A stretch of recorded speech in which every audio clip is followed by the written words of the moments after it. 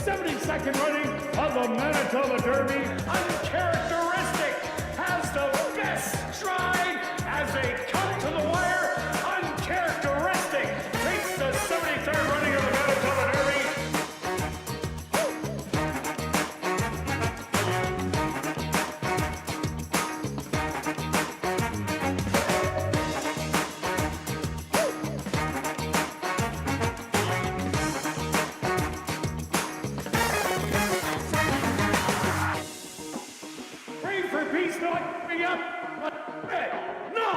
Will take the 74th running of the Manitoba Derby. A 16th of a mile to go.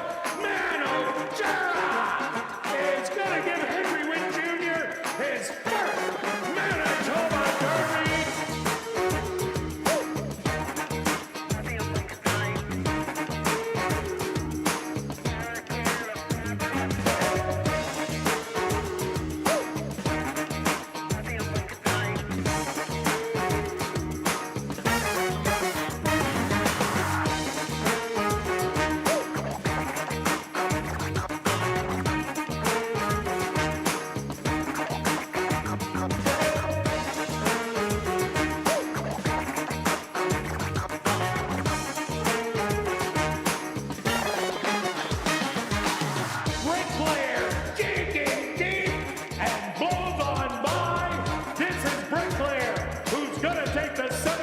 Running of the Manitoba Derby.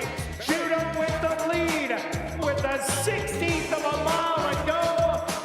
Judo taking the Harvey Warner Manitoba Mile.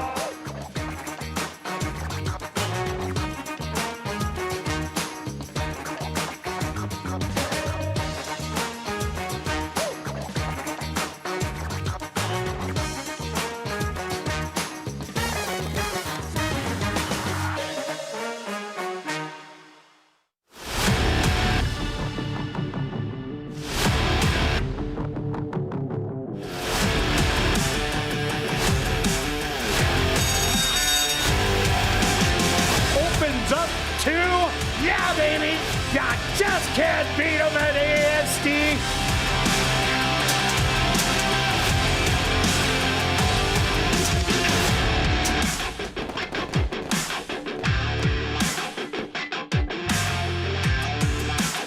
The Manitoba Jockey Club acknowledges that we are on Treaty 1 territory, and the land on which we gather is the traditional territory of the Anishinaabe, Cree, Anisininew, Dakota, Lakota, and Dene peoples, and the national homeland of the Red River Métis.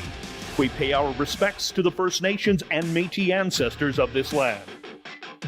And welcome everybody to ASD Live, brought to you by Manitoba Liquor and Lotteries.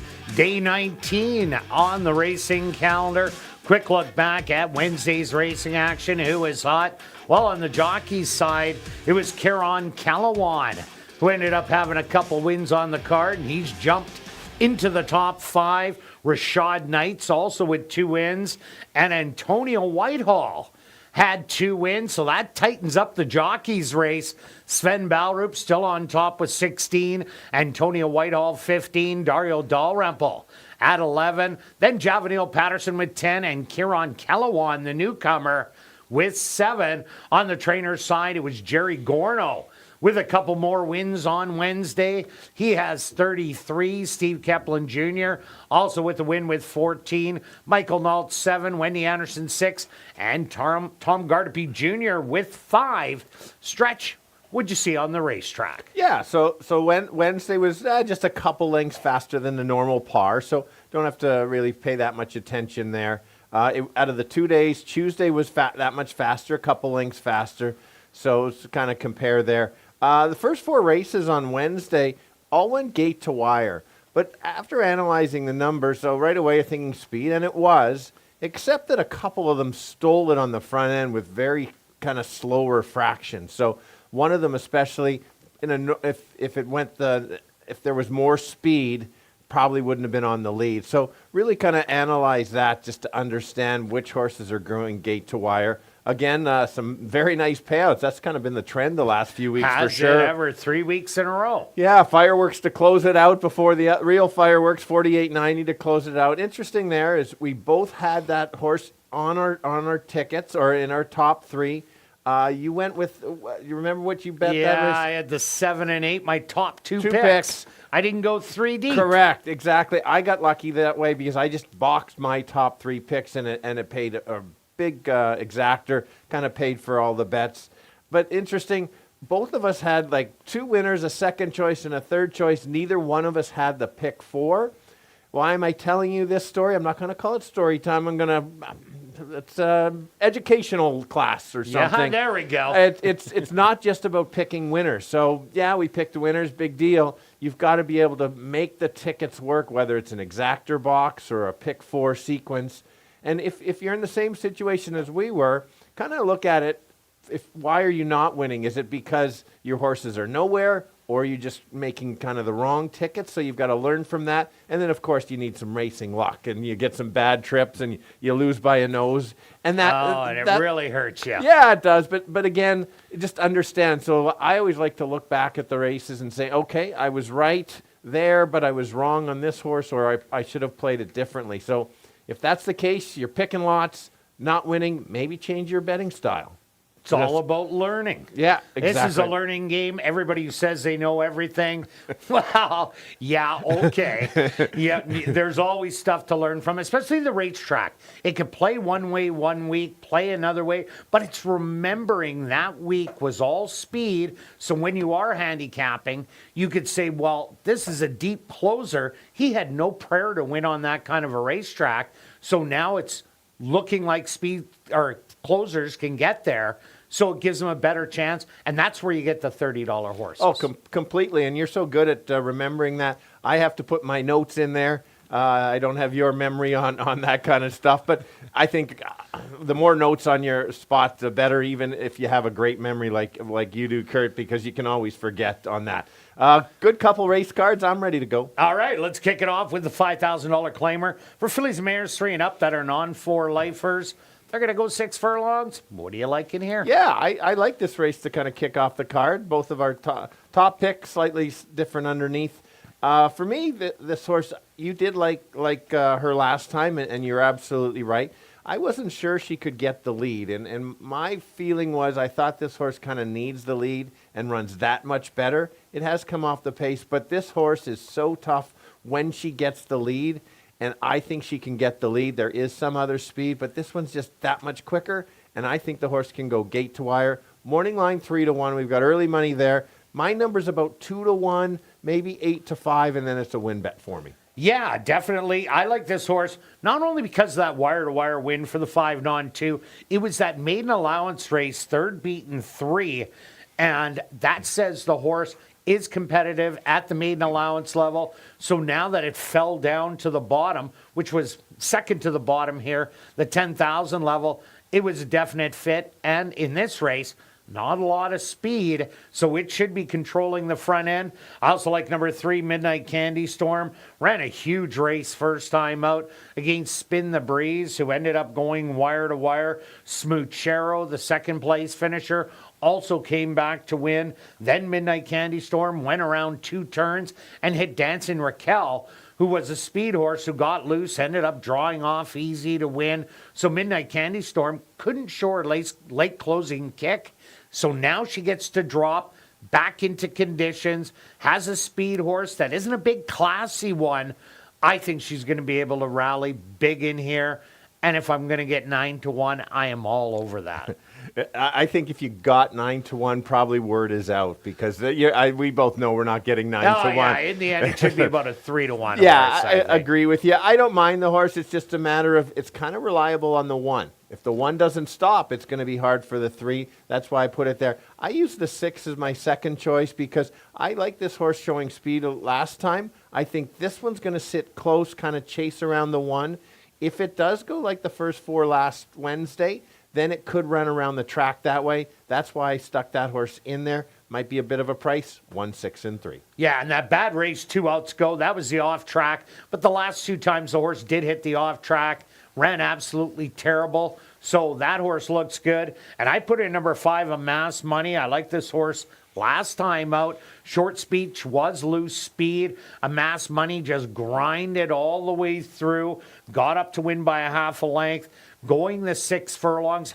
And I think this horse is all about 6 furlongs. So if that speed does back up and the 1 and 6 hook up in here, that's going to set up for Midnight Candy Storm and Amass Money. So I'm going to give you 1, 3, and 5. Now we're going to carry on to race number 2. It's an allowance race for Manitoba, Saskatchewan, North and South Dakota breds. Colts and Geldings preferred. They're going to go 6 furlongs, and this will be the biggest favorite of the day. You know, I make my notes, and you just read them. No, That's sorry. right there. Sorry Anyway, about that's what it is going to be the biggest favorite right there. Okay, so you got obvious stuff written in your notes. I guess so. I guess it's I a just little put a little circle. obvious. Yes. Anyway, it is based on the morning line for sure. What do you go, 2 to 5? Yeah, 2 to 5. I think that's it. Last year, this horse actually surprised me at the end. I know how good she is, but she tried the boys, an absolute win machine. How about 50% win clip? That does not happen very often. And this horse is not just stuck in the Manitoba breds. It's bounced around against some different one. Hasn't missed the money at the distance. Anything close to her top effort, she wins. Yeah, I agree with you. I also like number 1, Del Vecchio. Ran a great race last time out. Did win early on against the non-winners of the year breeds. Then came back in a non-winners of the year because it was still eligible. Ran a great race there. But Bling Bling Bling was an allowance horse dropping in that ended up going wire to wire. Last time was probably one of the best races, banging it out on the front end and surviving the banging out to only lose by a length. Should be showing good speed in here. Is the quickest of them all. Susie will be coming off of it. So Del Vecchio, the one to try and steal it. Absolutely, and he gets brave when he gets on the front end. I agree with you there. I decided to take a chance a bit on the 6. This horse got good at the end of last year, closer to the 2024 form. Both races this year ran against races that were above par performances. So maybe the horse has dirtied up a little bit, but they were quick races.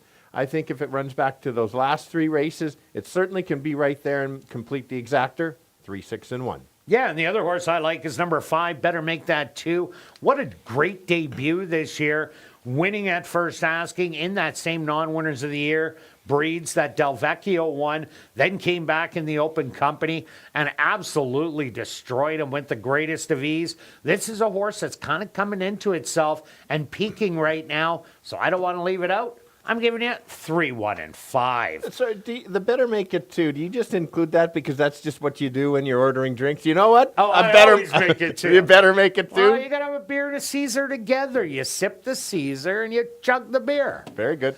All right, on to race number 3. We have a $10,000 claimer.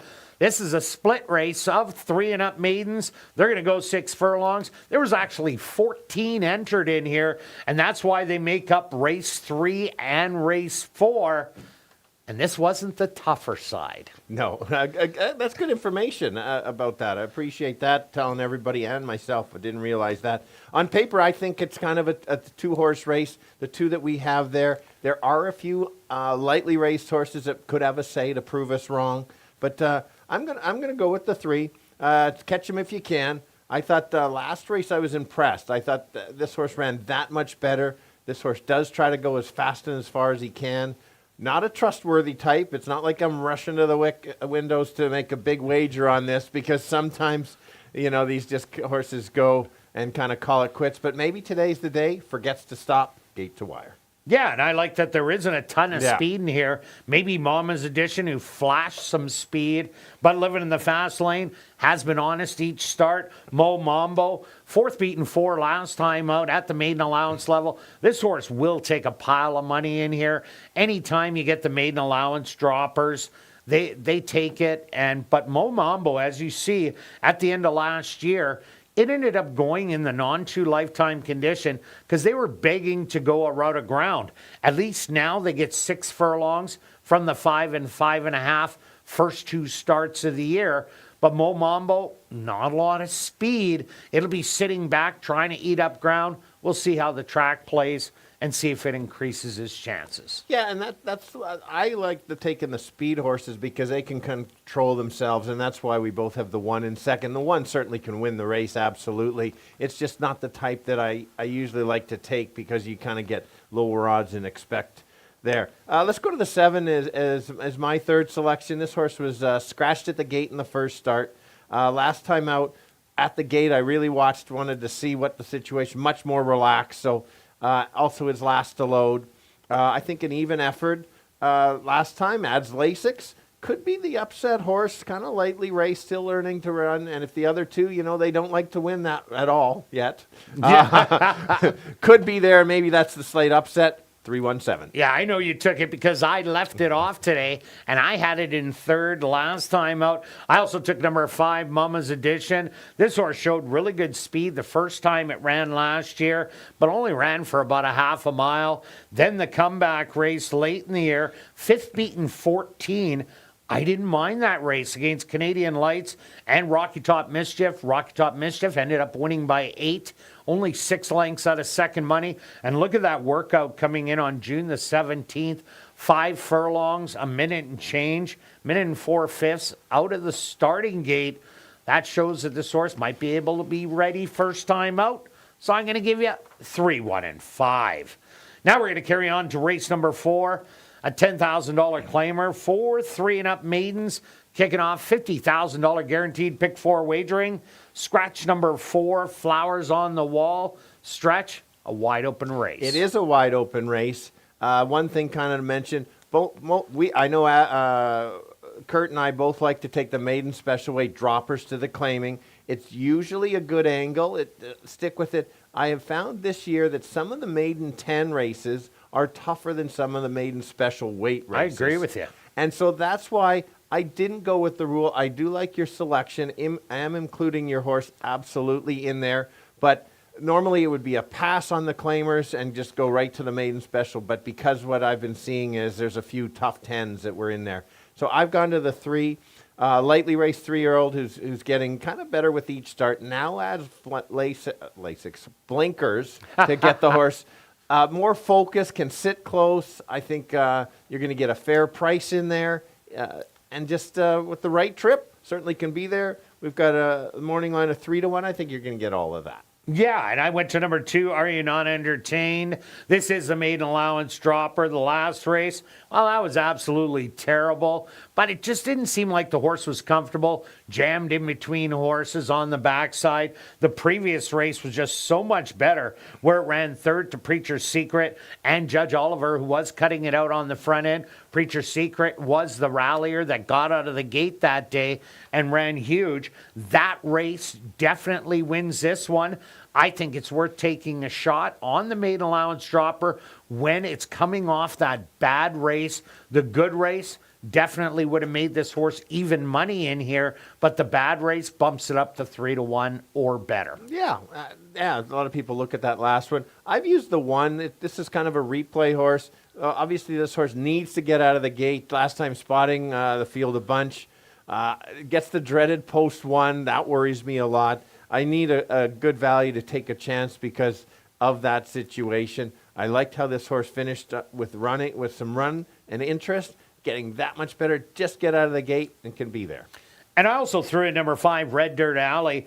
2 outs ago, ran on the front end, battled, and lost to Run Mateo Run, a Woodbine Invader. And then last time out, had to adopt the off-the-pace running style, but ran great in there. Only lost by 1.25 lengths in the end. There's not a lot of speed in this race. So if anybody can get out there, make a 24, 48 and change half mile, they're going to go a long way. Red Dirt Alley just might be it. Yeah, and we've got all these other ones in there. But that's how wide open this race. I used the 6, makes the maiden special weight to the claimer like that. Had the first run over the track. The only thing that this horse might get over bet because it appears that the horse made up 6 lengths, which it did, but it wasn't a really fast run race. But I do like that this horse passes horses. Some of the other ones don't. They did crawl home last time. Same thing could happen if there's a bit of a battle and some struggle to get the distance. So I couldn't leave this horse out. 3, 1, and 6. And it was really wide into the lane, and I'm giving it 2, 3, and 5. Now we're going to carry on to race number 5. It's an allowance race. 4, 3, and up maidens. They're going to go 6 furlongs. Scratch number 5, special gift. Stretch, we're both on the speed. We are. I backed this horse a few times, similar to the race 4. They're calling this one a maiden special weight, and that's fair. There's some talent. I would want to protect some of these horses in here. Well, it's going to be interesting to compare the times at the end of the day, and this is when you can compare times on the same day, and understanding that, wow, that was a fast run 10 or either way. Yes, giving the judge one more chance. This might be it for me on the judge. That's it. There is some other speed, but this horse has put the speed away before and then just kind of kept going. So maybe this time puts it away a little bit earlier, tries to hold on, and again, top pick, not a key. Yeah, I'm with you there. And also look at number 7, Banker Matt. This horse absolutely flew down the lane last time out. You had Haggis and Cash Mule. They were about 5 lengths ahead, just outside the 16th pole. Banker Matt came out of absolutely nowhere, and the gallop out was absolutely huge after the wire. This is a horse that looks like it wants to go a little bit farther, but it does get the 6 furlongs at least.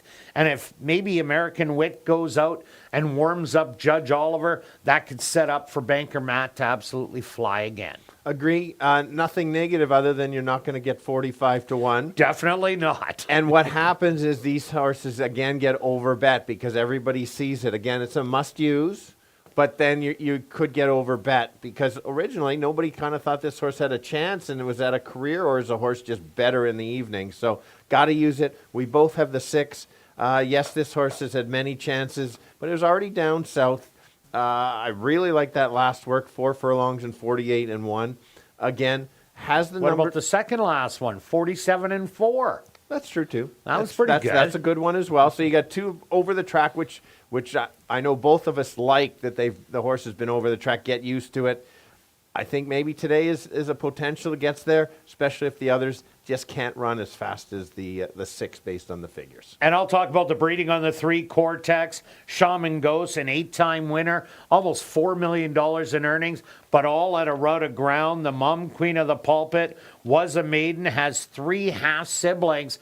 Not a lot to go on, though, as one is still a maiden and the other 2 are unstarted, but does have a really nice gate work on June the 17th. But I'm with Stretch, 2, 7, and 6.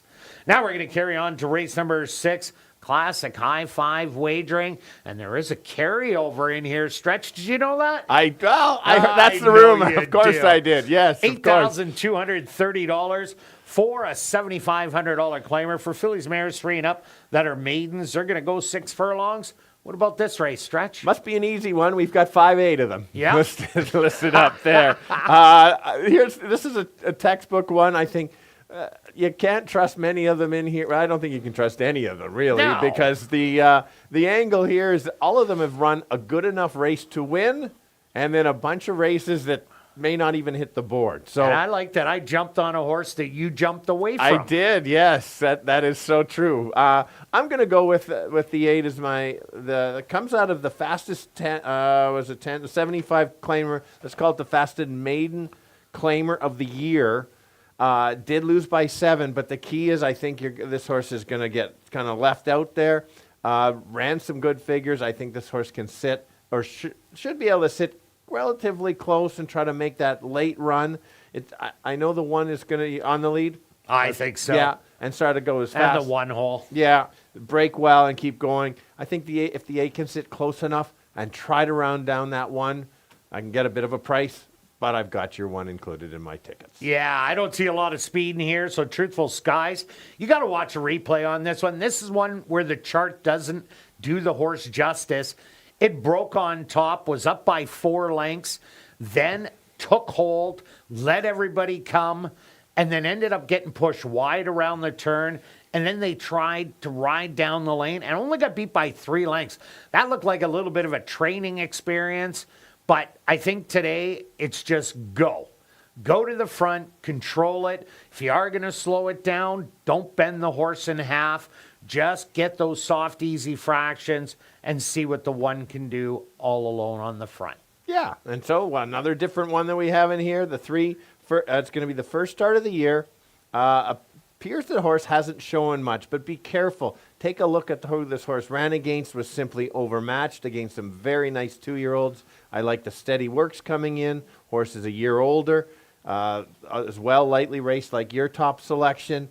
Not sure what we're going to get. Could just improve that much. And again, if it improves that much, the workouts say go, got to take a shot. Yeah, it's definitely a good sleeper in here. And also look at number 4, Little Tribune. Has made a couple of easy rallies down the lane, but not any of those fierce ones, just kind of edging up. But what I like about it, it was on the slump last time. My Little Tootsie ended up getting away. The time before, High Miler ended up getting the job done, sitting just off the leaders and then taking over. If the speed doesn't go wire to wire, this is a horse that will be able to close and might be a decent price in the end. Yeah, we've both got the 7 in here. Ran a nice race. Almost beat Golden Chero in that race. Golden Chero's going to come back and win next start out or be very competitive, I think. With the right trip, certainly can be right there. Also lightly raced. Anything to add on the 7 at all? Well, I like that the 7 beat Trish. Yes. Yeah. Last time they did meet, so if you're looking for someone with a little bit more of a price, that might be the one. Yeah, 837. And I'm 1-7-4. Now we're carrying on to race number 7, a $3,000 claimer. For 3-year-olds and up that are non-winners of the year, they're going to go 6 furlong stretch. What about here?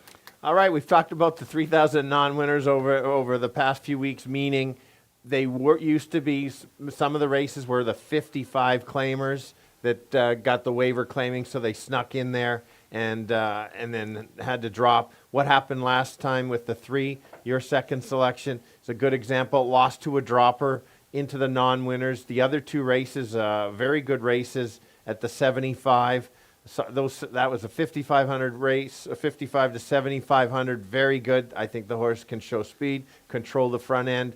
I think any of the 3 races at ASD makes this horse tough. Yeah, another horse I like, number 1 in form, has been working well for the debut. Monique Goulet had a horse the other day, Shabayam, that ran absolutely lights out at a good price, making its first start of the year, and was exactly the same, taking a slight drop into this 3,000 non-winners of the year. This horse was competitive almost every time it ran, 6 for 8 in the money, and 3 wins to show for it, and mostly racing at the 55, 75 level. If this horse is ready to go at first asking, which Monique Goulet is usually about a 20-25% win clip trainer, this horse will make its presence felt. Yeah, absolutely. I probably should include it. I have the 7. You've left out Gallant. If you watch the first race of the year, you got to throw that one right out. The next start raced against the dropper, the Dazzle. Dazzle belongs at the higher level. I like how this horse tried to show speed earlier, press, and then just kind of tire. I think this horse is going to stalk today and try to run down the 3 and realize I can't win, and I'll run second, and it'll be a good second place finish. So that's your place bet of the day. Yeah, 3 and 7. And we're rounding it out with number 4, Diamond Concerto. Well, first time out, almost got it done at 47-1. Comeback race was against Mr. Dazzle, who just ran off with the race. Last time out, it was the 2 speed horses. They ran around the track together, but at least Diamond Concerto showed that late run that it showed in the previous start. So it could be able to show it again today. So you're 3-7-4 stretch, and I'm 1-3-4. Good luck with all your wagers this evening, and I'll be right back with the changes on this evening's Card of Racing.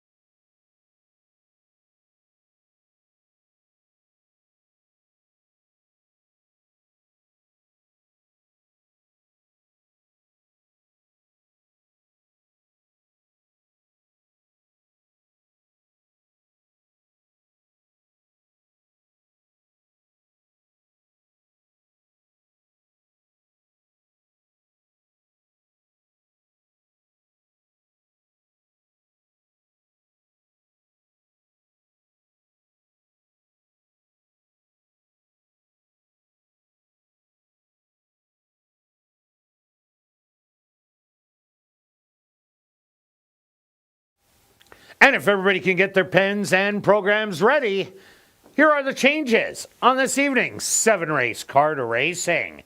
Turning your programs to race number 1, the Quarry Ridge Pony Club race, just the lone overweight. Now turning your programs to race number 2, again, just an overweight. Now turning your programs to race number 3, the Royal LePage Prime race, kicking off jackpot pick 5 wagering. Just a corrected weight on the 1 and the lone overweight. The jackpot pick 5 carryover, just over $290,000.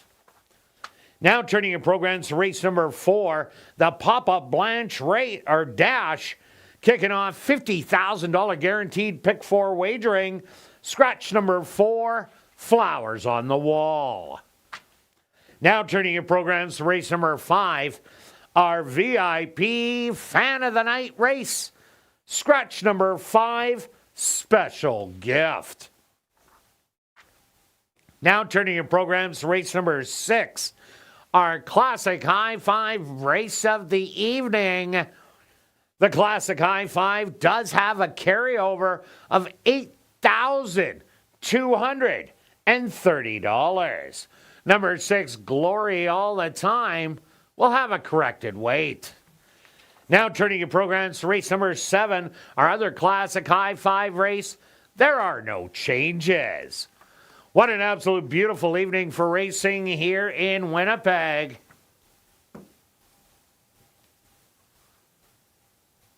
Oh boy.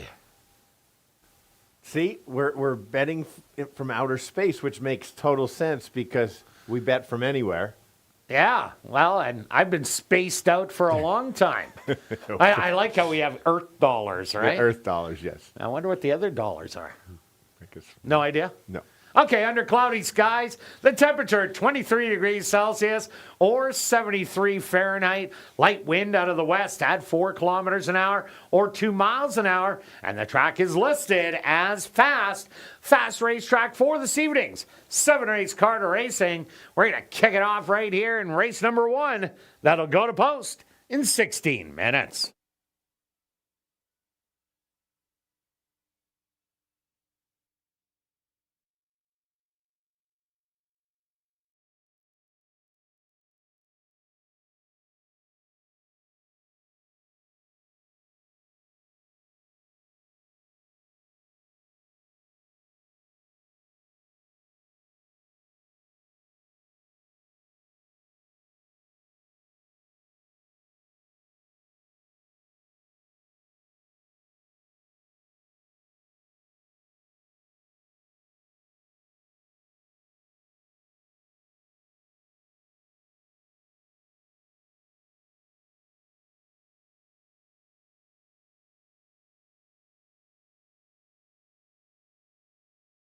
And be sure to enter tonight's VIP Fan of the Night and 10,000 lucky long shot draws.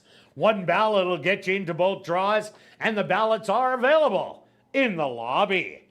Our VIP Fan of the Night will win some great prizes, get some exclusive behind-the-scenes access, and a chance to watch a race right from the winner's circle. And here's the big one. The person drawn for the $10,000 lucky long shot gets to spin the lucky long shot wheel for a chance to win up to $10,000 cash if the horse with the highest odds wins the last race.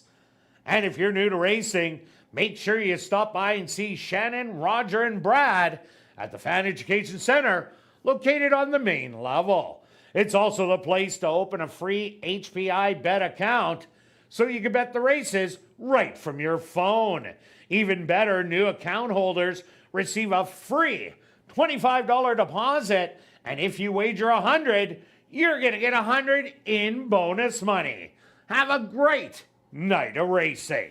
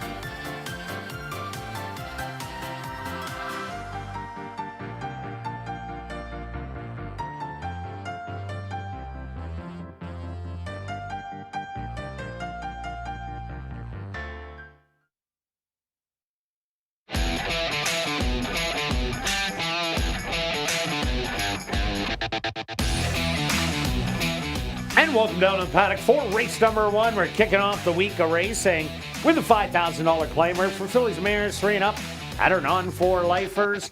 They're going to go 6 furlong stretch. Who do you like in the first? Well, we're on the same selection in here. We kind of see the race going the same way, and that's on the 1. We've got Julia on the camera today. Hopefully she doesn't get too burnt out there with the heat, but here we go. She probably takes this over the rain. I would think. Oh, for sure. For sure. The 1 has run better than I expected last time. I tried to beat her last time, and she just looked too good, grabbed the lead and kept going. Makes the right spot for the non-3, drops from the non-3 to the 5 non-4, but there is no 10 non-4. No, there is not. So you either drop to this or you go to the allowance, and you could still win this and then go to the allowance, could you not? You definitely can. Correct. So you can always go to the allowance, but you can be protected because you haven't won an allowance race the first time you're in there. Okay. Good call. Yeah. All right. So the horse has plenty of speed, and it's so tough when she gets the lead, so she certainly can go gate to wire. Yeah, I see her and Wings of a Sparrow both showing speed in here, so I had to go for a closer underneath. I went to number 3, Midnight Candy Storm. First time out, a good rally down the lane. Did lose by 5 lengths in the end, but Spin the Breeze, wire to wire, ended up winning the prep for the stake. And then Smoochero came back and won the allowance condition the next time it ran. Believe Her has been well bet in that allowance condition also. This is a huge drop down to this 5 non-4, and this should fit Midnight Candy Storm as long as the 1 and 6 hook up on the front end. Watch for her to fly late. Yeah, to be within 5 lengths of Spin the Breeze. Spin the Breeze won the stake race in the next start. I did go to the 6 as my selection, second selection. Just how Kirt kind of mentioned that the 1 and 6 could battle, or they could run around the track together. Totally. and just sit just off and try to beat the 1 late. If that's the case, you want to be close to the pace, and that's why I could, as a protection, had to use the 6. Yeah, my only question mark is the distance. This horse runs a lot of 5 furlong races and only won once at the 6 furlongs out of 5 tries with no seconds and thirds. I also like number 5, Amass Money. I like this horse last time out, battled in the previous start, but it looked like a horse that runs way better coming from off the pace. Antonio Whitehall jumped aboard, and that's exactly what he did. Sat off the speed and ended up making one big late run, and that was the way that it all worked out in the end. Got up to win by a half a length. If the pace battle is there again, I see Amass Money also rallying late.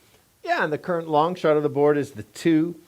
First start, won its second start. Liked him there. And then last time, similar level, kind of an even effort, made up some lengths in the stretch.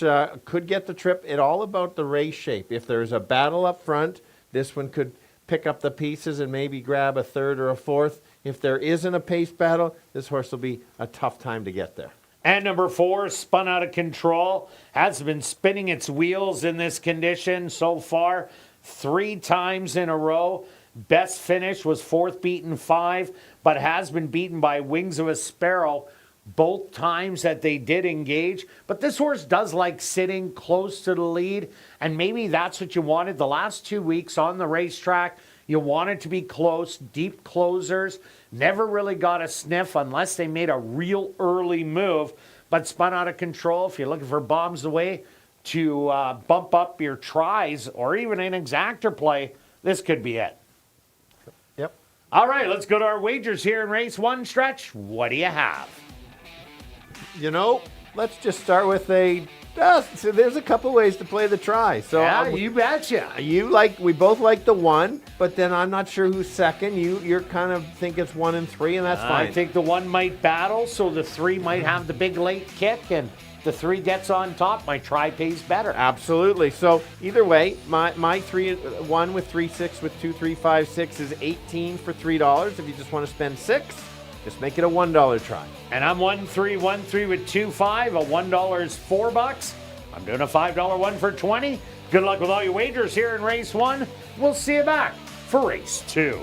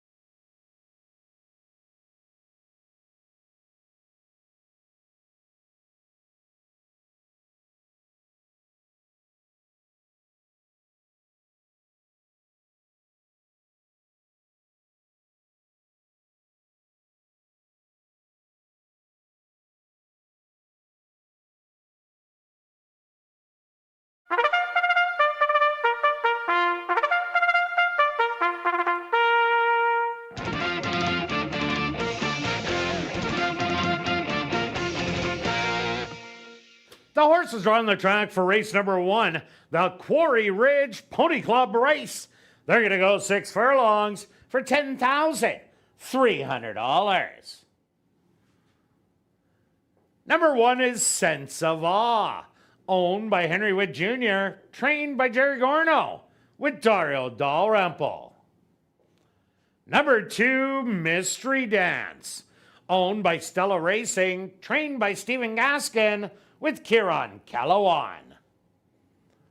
Number 3, Midnight Candy Storm, owned by Dwayne Paulson, trained by Tom Gardaby Jr., with Tyrone Nelson.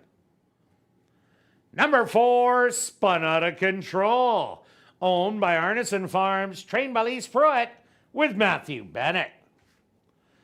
Number 5, Amass Money, owned by Pan Am Racing, trained by Stephen Gaskin, with Antonio Whitehall.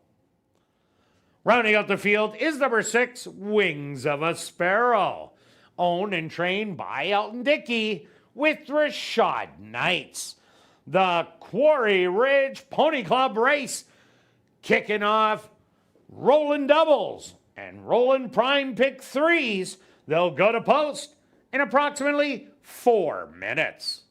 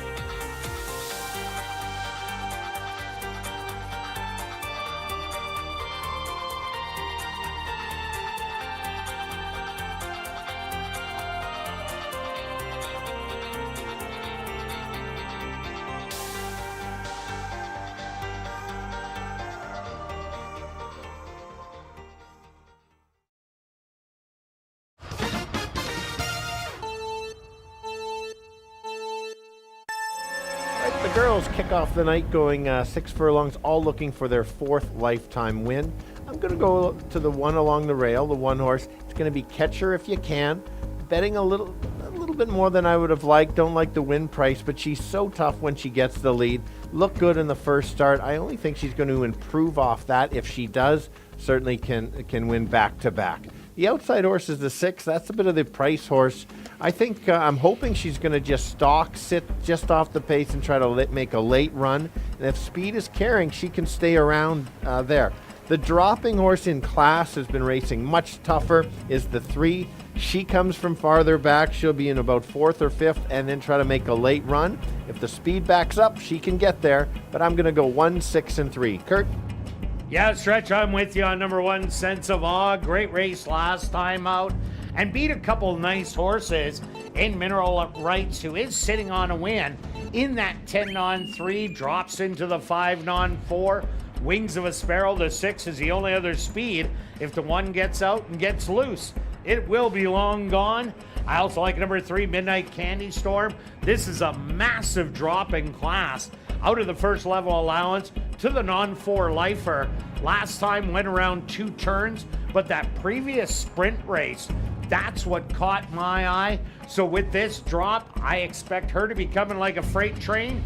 And number 5, Amass Money, 6-1 on the board right now. Ran great last time out. Wore down the loose speed in short speech. It's going to have to try and do that once again. 2 in a row, not out of the question. 1, 3, and 5 for me. Good luck here in race number 1.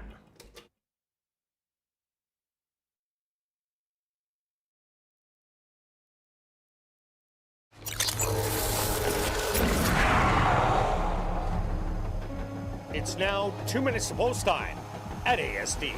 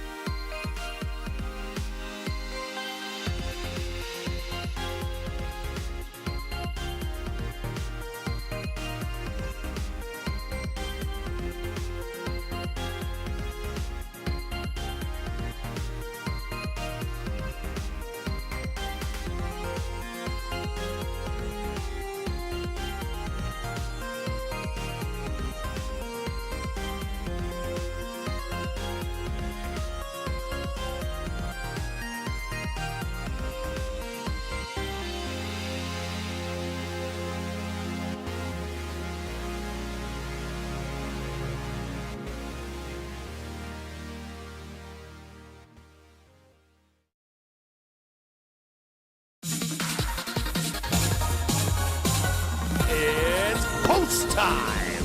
Huh.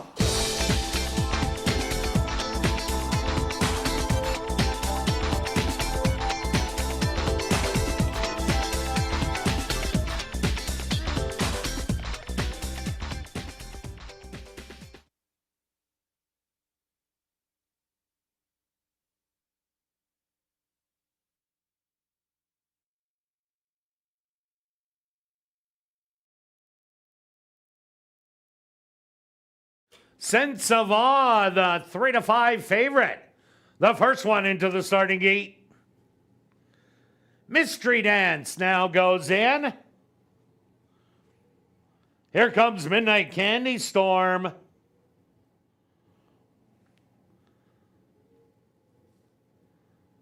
Spun out of control is in. Just 2 left to load.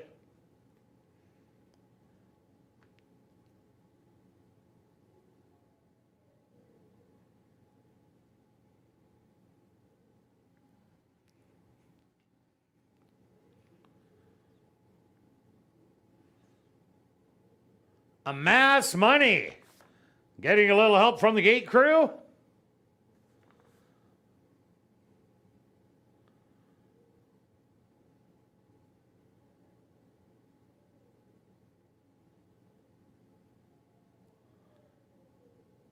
Mystery Dance a little fractious in the gate.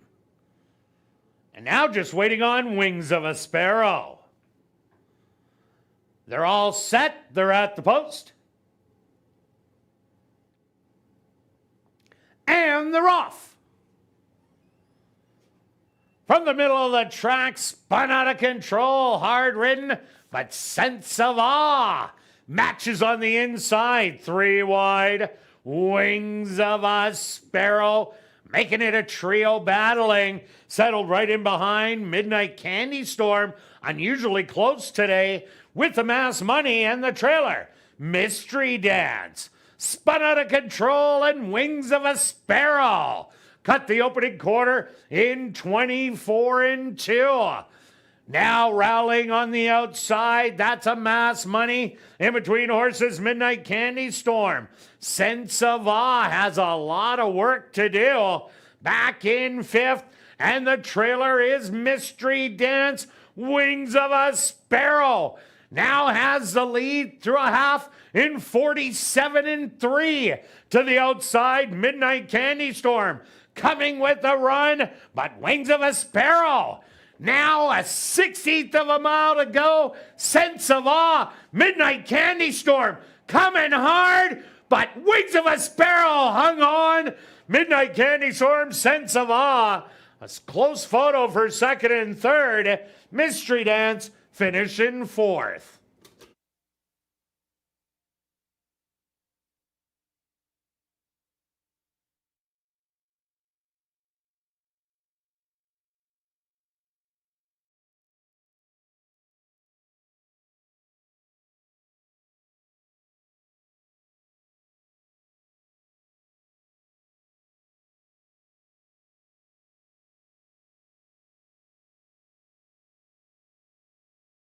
The Stewart's supposed to number 6, Wings of a Sparrow. As your race winner, a photograph has been called to determine the place and show positions. They went the opening quarter 24-2, the half 47-3. 5 furlongs, a minute and 1/5. Time for the 6 furlongs, 1:13-4. Results of the photo show number 3, Midnight Candy Storm, finishing 2nd.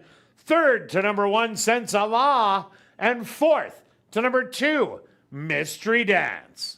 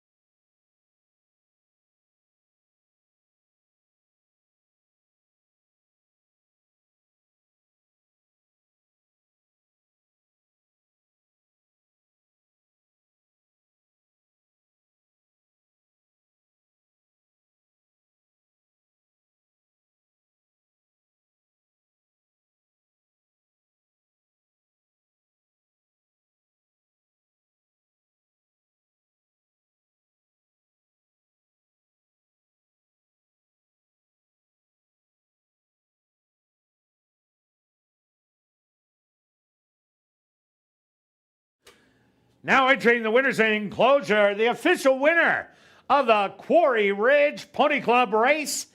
That's number 6, Wings of a Sparrow. Wings of a Sparrow is a bay filly, 4 years old, by Aurelius Maximus, under the mare Foxy Miss by Into Mischief. Owned and trained by Elton Dickey and ridden to victory by Rashad Knights. Time for the 6 furlongs, 1:13-4. Race 1 is official in the upcoming second race.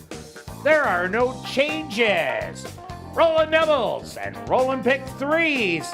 They'll go to post in 15 minutes.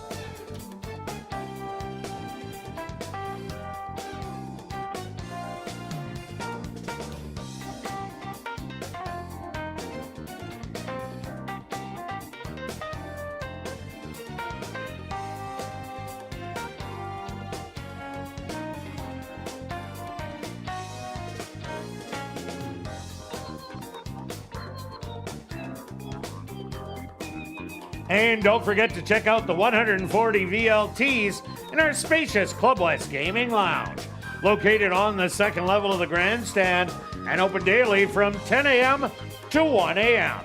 And tonight and every race night, we'll be drawing for $500 in cash at 11:30 p.m. during Crazy Hour in the VLT Lounge.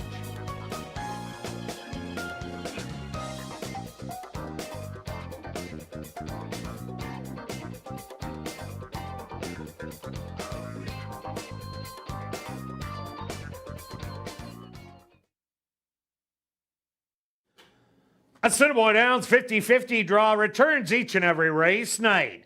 Tonight's jackpot is $350 and growing. Tickets are 1 for 10, 10 for 20, 50 for 50, or 200 for $100. You can get your tickets at Guest Services, the VLT Cashier's Cage, from the designated roaming 50-50 ticket seller, or just go online at 5050.asdowns.com.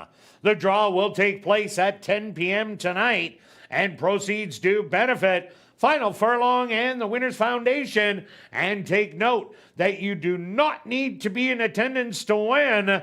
Just check our website at asdowns.com for the winning number.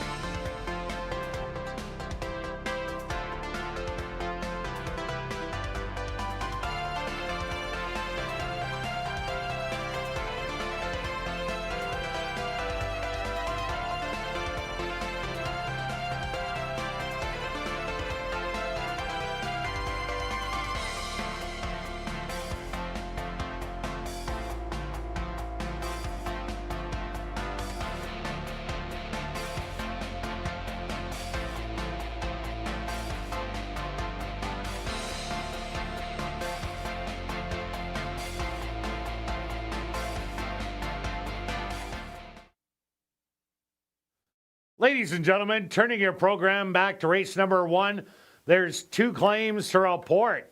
First off, claim for $5,000 was number 1, Sense of Awe, claimed by Sherry Lang, owner-trainer. Also claimed for $5,000 was your race winner, number 6, Wings of a Sparrow, claimed by Pan Am Racing, trainer Stephen Gaskin.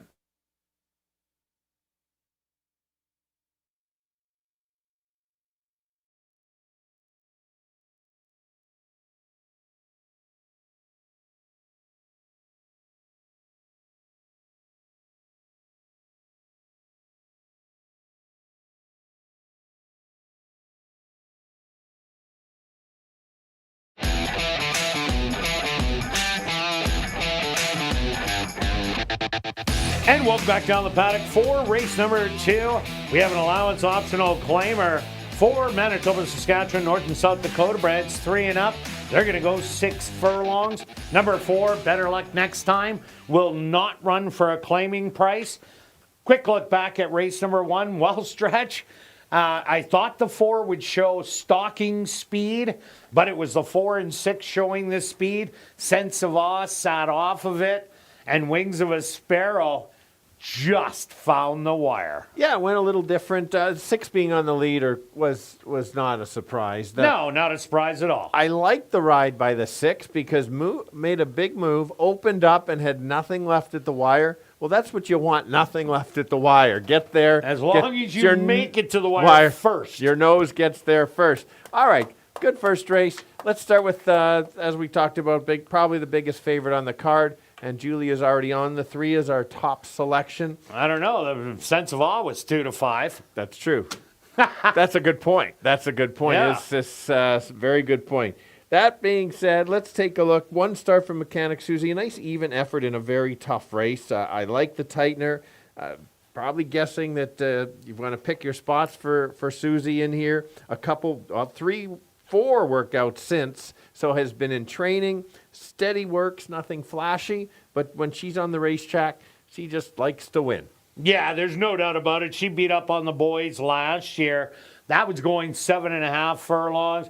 But she is a great sprinter. The other horse I like is number 1, Del Vecchio. Wings of a Sparrow ended up going gate to wire. While Del Vecchio, there isn't a lot of speed with Del Vecchio's early speed. I expect Tyrone Nelson to head right out, cut the early fractions, and pretty well try and take it all the way. Yeah, he gets so tough that. I went to the 6 on the outside, 5 to 1. Would have to run a top effort to beat the 3, but if you look at last year's, especially the last few races, figured it out. Was winning a lot of races and was a little cold early. The last 2 races this horse has run are better than it looked. A couple very good horses in there. Runs back to those. I think is very competitive, at least for second. And number 5, Better Make That 2. Well, 7 years old seems to be the charm. Back-to-back wins, won the non-winners of the year against the breeds, then won an open non-2 going 7 furlongs with the greatest of ease. This will be the toughest test that Better Make That 2 does make. But the way it's responded in the last 2, it's just a sharp horse right now. Yeah, and the 4 horse has 6 lifetime wins. Has the condition with the Manitoba breds. Last time out was in the non-2. Ran a nice race in a pretty good time. I think this horse needs to really step it up, but certainly can be in the money, maybe a 3rd or a 4th. Sharp workout coming in. And number 2, Prince of the Prairie, no early speed at all. It will be a closer in here, and the speed does have to back up, but there isn't a lot of early speed, so going to be a little up against it, but definitely good enough for the top 3. All right, Stretch, let's go to our wagers here in race 2. What do you have? Well, we kind of just missed on the try. Should have boxed my picks. There we talked about figuring it out on how to make a bet. We didn't bet it right. Back to the try. $3 try wheel 3 with 146 with 146. 18. Just spend the $6 total. $1. You can do the same for only 6. And I'm a little El Cheapo triactor. I'm going 3 with 1 with 2.5. That's only $2 if you bet $1. I'm doing a $10 one for 20. Good luck with all your wagers here in race 2. We'll see you back for race 3, kicking off Jackpot Pick 5 wagering.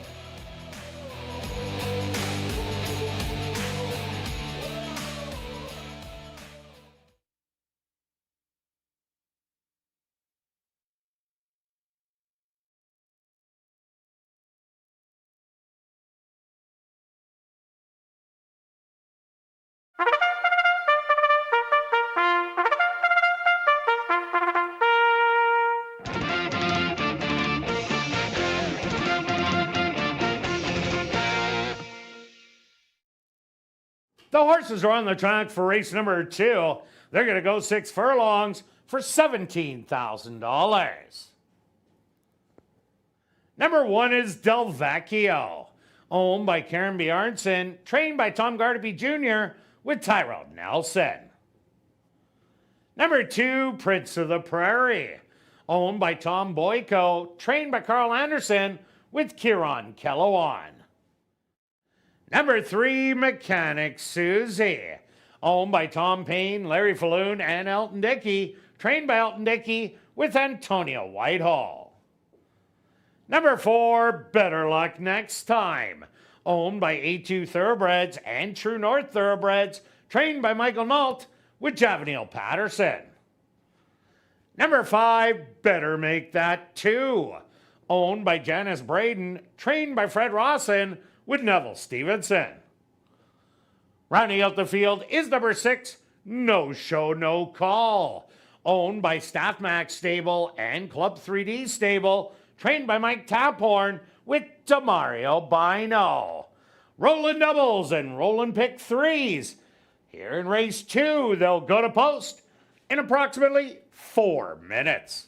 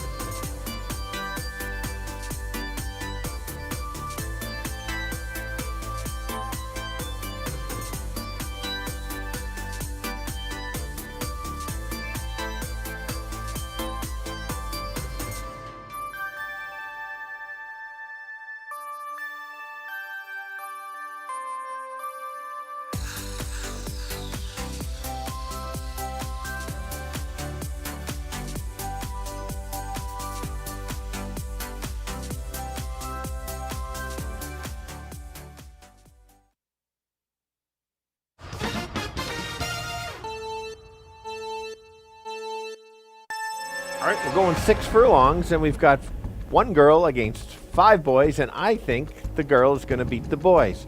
She has already beaten them last year. She's won 12 of 24 starts. She just likes to win. Been waiting for this race. She's going to stalk and try to run down. She runs anywhere close to her top performance. Watch out. She's the horse to beat. The 6-horse No Show No Call finished the meet last year very well. Couple tough races in the first 2 starts. Now back where he belongs. One of his top efforts, certainly can be right there at the end. Certainly don't leave that if you want an exactor. And the 1 horse is probably catch him if you can. Del Vecchio is the type of horse, gets the lead, and he's tough to run down. If that happens, maybe he's the upset. But let's go 3, 6, and 1. Kirt?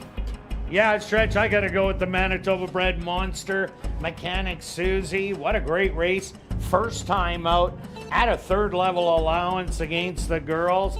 That is much tougher than these horses in this race have faced. Has been off a spell in between, but she has beat up on the boys twice last year. I'm thinking it's her race to lose. Also like number 1, Del Vecchio. The speed of the race on the inside. Got caught last time out, but was in an absolute suicide duel on the front end. I don't expect that to happen today. Del Vecchio gets a breather, could be the upsetter. And number 5, Better Make That 2, a horse that's absolutely on a roll. Won the non-winners of the year breed, then won the non-chew lifer open, and did it so easily. So I'm going to give you 3, 1, and 5. Good luck here in race number 2.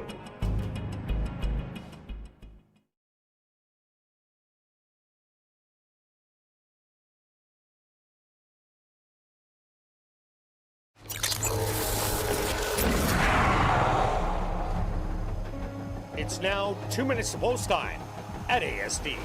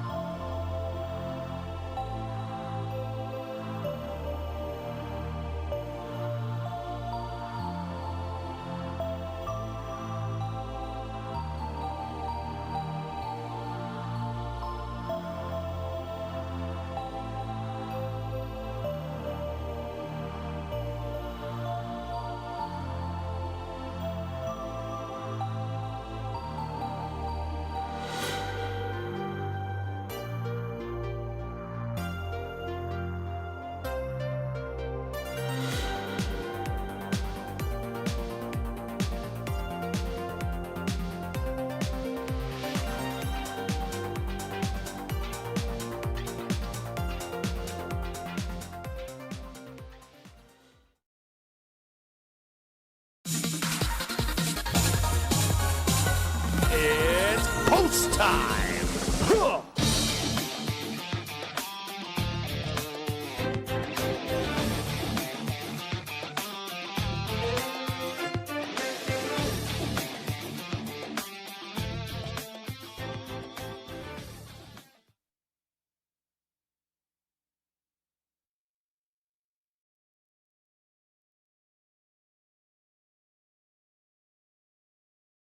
Del Vecchio, the first one in. Prince of the Prairie is in. Here comes the even money favorite, Mechanic Susie.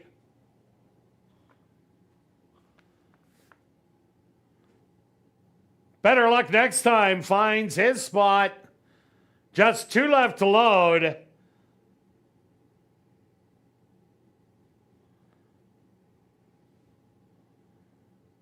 Better make that 2.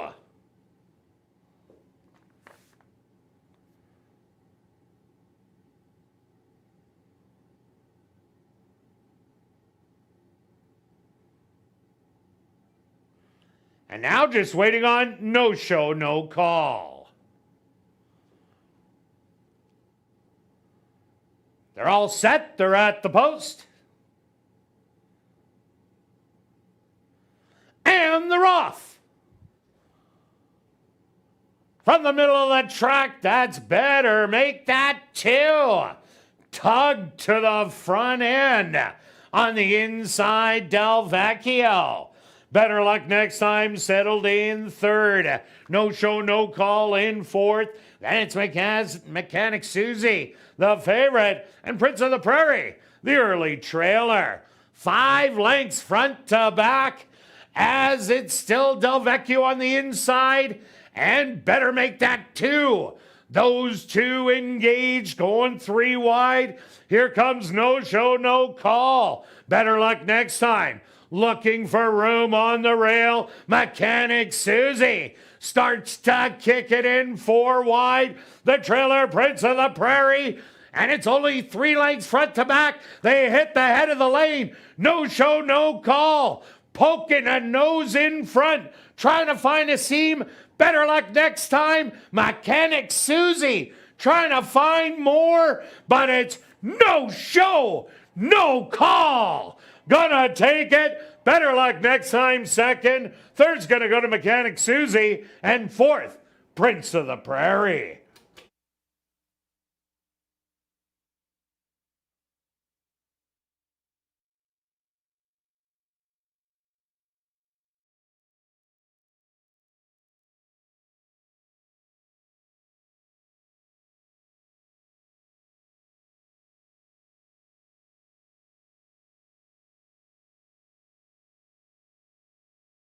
The stewards supposed to number 6, no show, no call.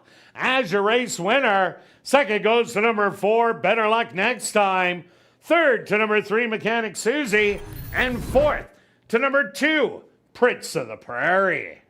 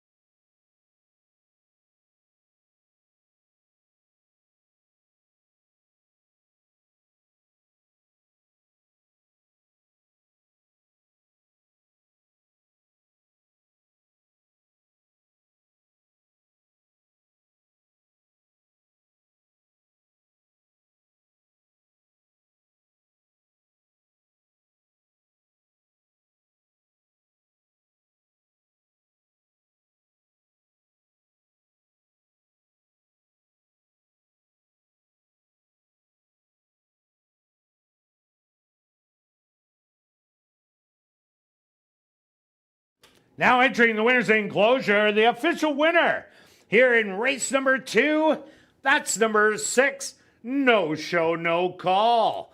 No Show, No Call is a chestnut gelding, 5 years old, by Kentucky Bear. Out of the mare, she's Regal by Going Commando.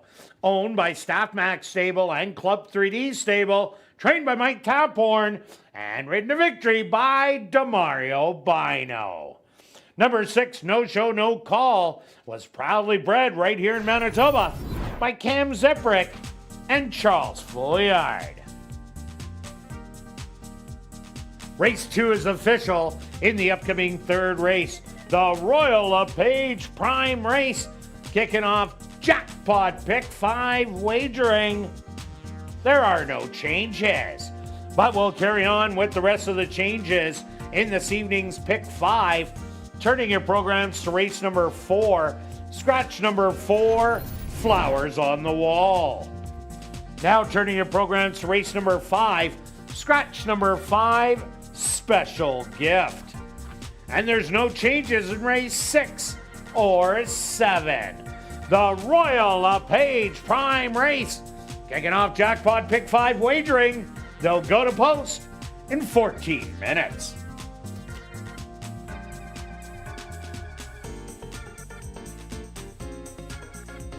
Well, tomorrow is Girls' Night Out. Make sure to bring your friends and wear your favorite fancy hat and enjoy a fun-filled evening of live racing, drink specials, line dancing, and cash draws just for the girls.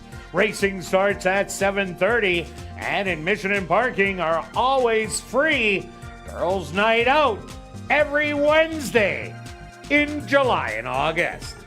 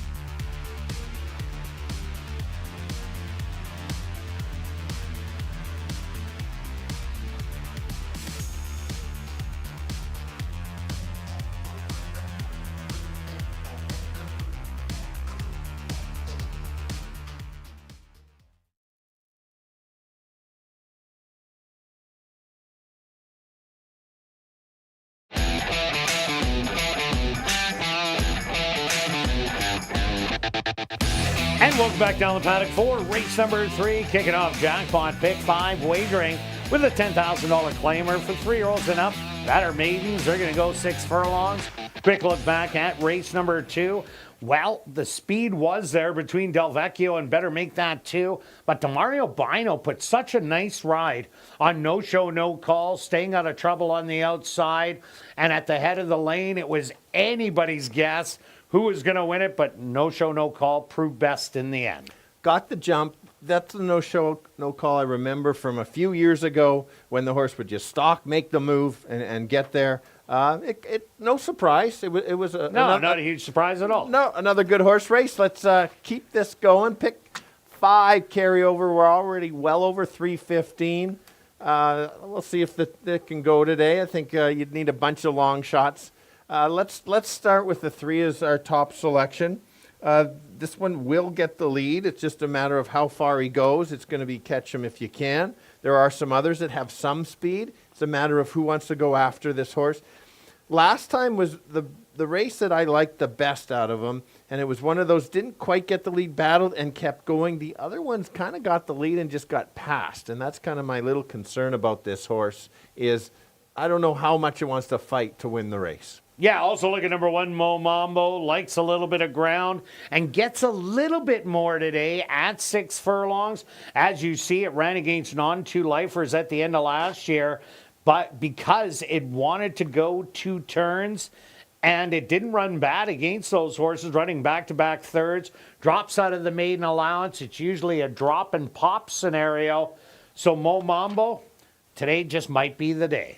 Yeah. And my price horse in here is the 7. This horse was fractious before the first start.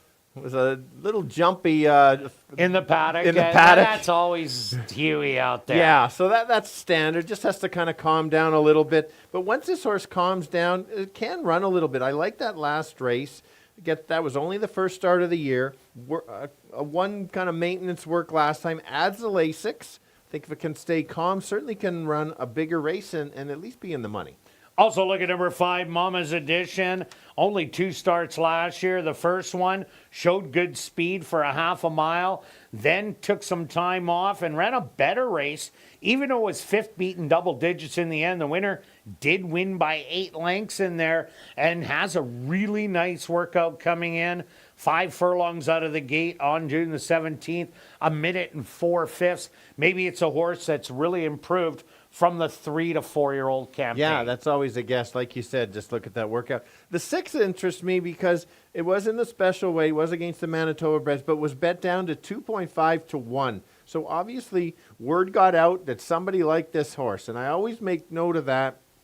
And so, sure, it didn't run as good as expected, but it's one of those, now you're going to get you might get a better price, 7 to 2. But you got to give this horse a chance to improve and could certainly upset. And it does have a big winning family. Also look at number 2, Stanford Star.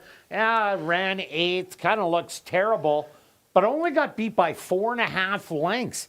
That was a race where everybody was right there. There was photo after photo to find out who was what position. Stanford Star, it did improve in that last start. I'd take a second look at this one at 16 to 1. Yeah, and the last one, the 4, was probably going to be the long shot in here. Doesn't show in very much lifetime. Only had the 1 start. Now drops against the Open.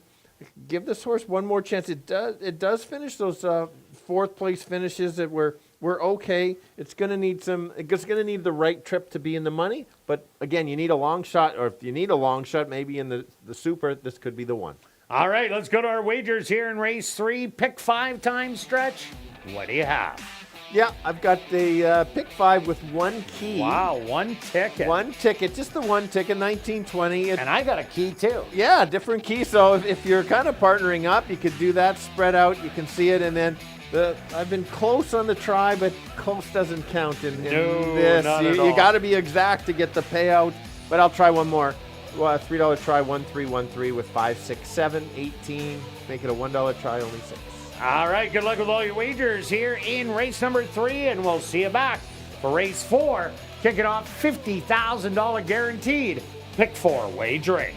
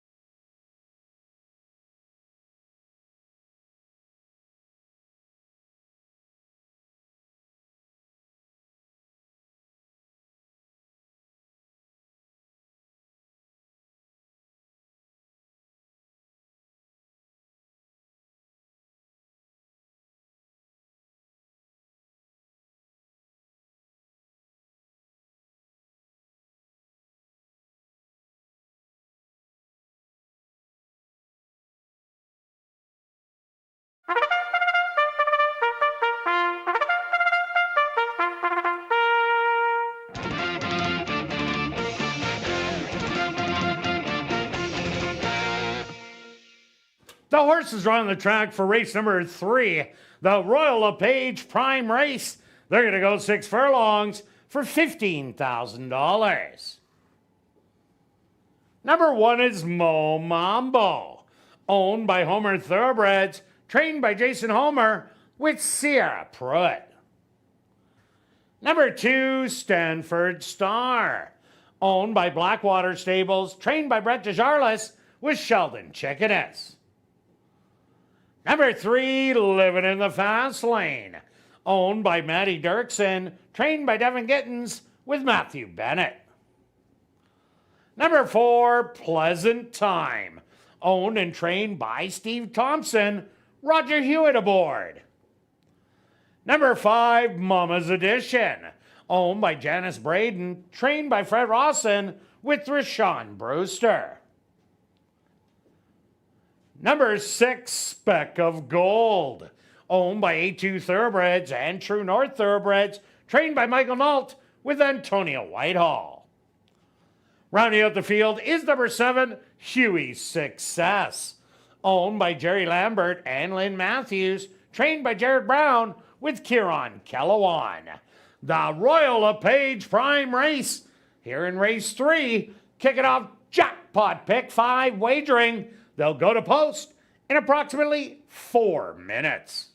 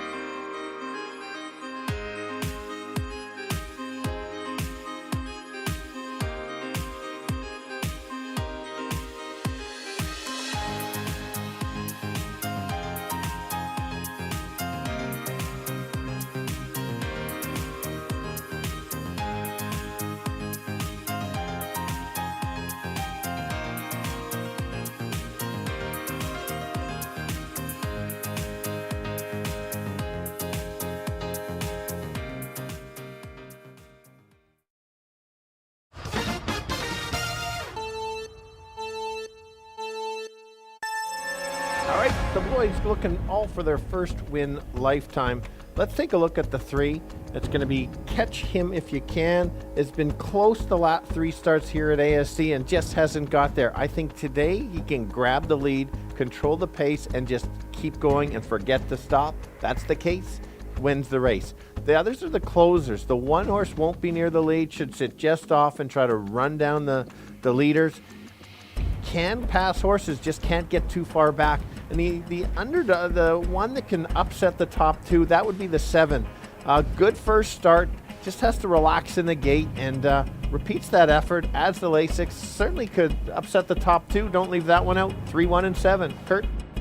Yeah, Stretch, I'm with you on number 3, Living in the Fast Lane. Knocking on the door in all 3 starts this year. Has the speed to try and take it all the way. Maybe today's the day. Number 1, Mo Mambo, takes the big drop from Maiden Allowance. Usually the Maiden Allowance droppers are what you want to bet in these races. Has a good running style, won't be too far off the lead. And number 5, Mama's Edition, great workout coming in. 1 minute and 4/5 out of the starting gate. That second last race, that was a good one. Even though it was 5th beaten 14 lengths. And if you want to go bombs away, look at number 2, Stanford Star. Might be able to draw the inside and sit right in behind the speed. I'm going to give you 3, 1, and 5. Good luck here in race number 3.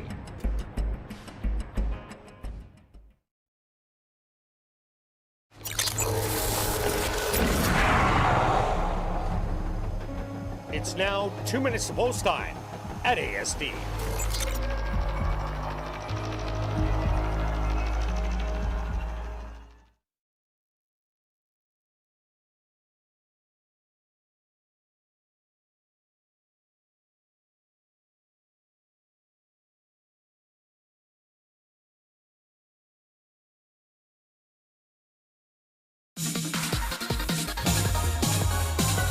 It's post time. Huh.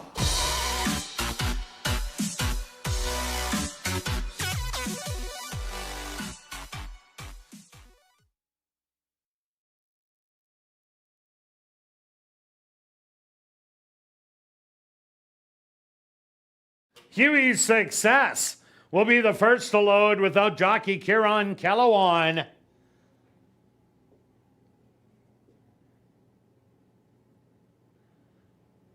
Once the rest are loaded, he will climb back aboard. Mo Mambo is in.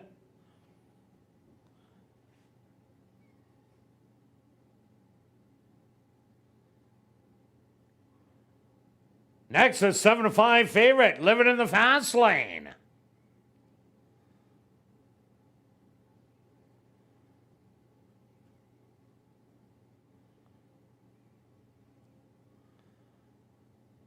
Mama's Edition moves right in. Here comes Pleasant Time. Just 2 left to load.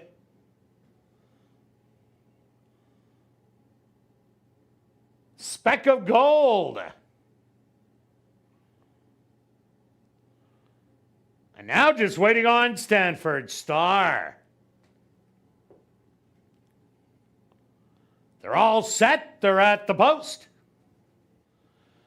Huey's Success, fractious. Now settled. Living in the fast lane, a little fractious.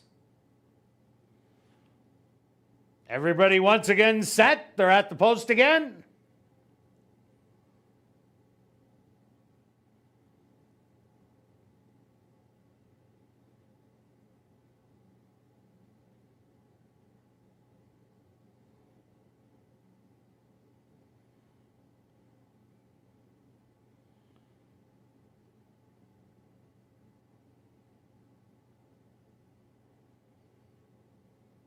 And they're off. From the inside, living in the fast lane. Showing early speed, as does Huey's Success. A gap of 5 lengths back to Mama's Edition in between horses on the rail, Mo Mambo. Then it's going to be Pleasant Time, Speck of Gold, and Stanford Star will be the early trailer. 23-4 the opening quarter, and living in the fast lane. Now with the advantage by a length and a half. Huey's Success back to second. Here comes Mo Mambo, making a 3-wide bid. Gap of 4 lengths back to Pleasant Time, Mama's Edition, and then it's Speck of Gold at Stanford Star. They hit the head of the lane. The half 47-4. Living in the fast lane. Loving it on the front end, and is up by 5, and in ultra cruise control, a 1/16 of a mile to go. Living in the fast lane. He's going to win it by 5. Mo Mambo's second best. Very close for third and fourth between Pleasant Time and Huey's Success.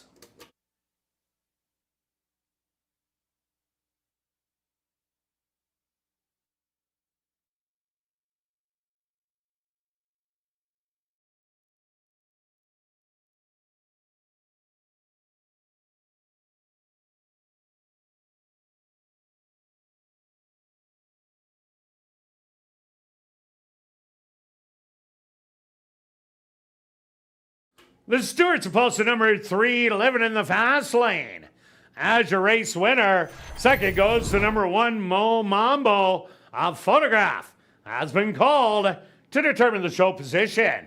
They went the opening quarter 23-4, the half 47-4. 5 furlongs, a minute and a fifth. Time for the 6 furlongs, 1:13. Results of the photo show number 4. Pleasant Time, finish in third. Fourth to number 7, Huey's Success.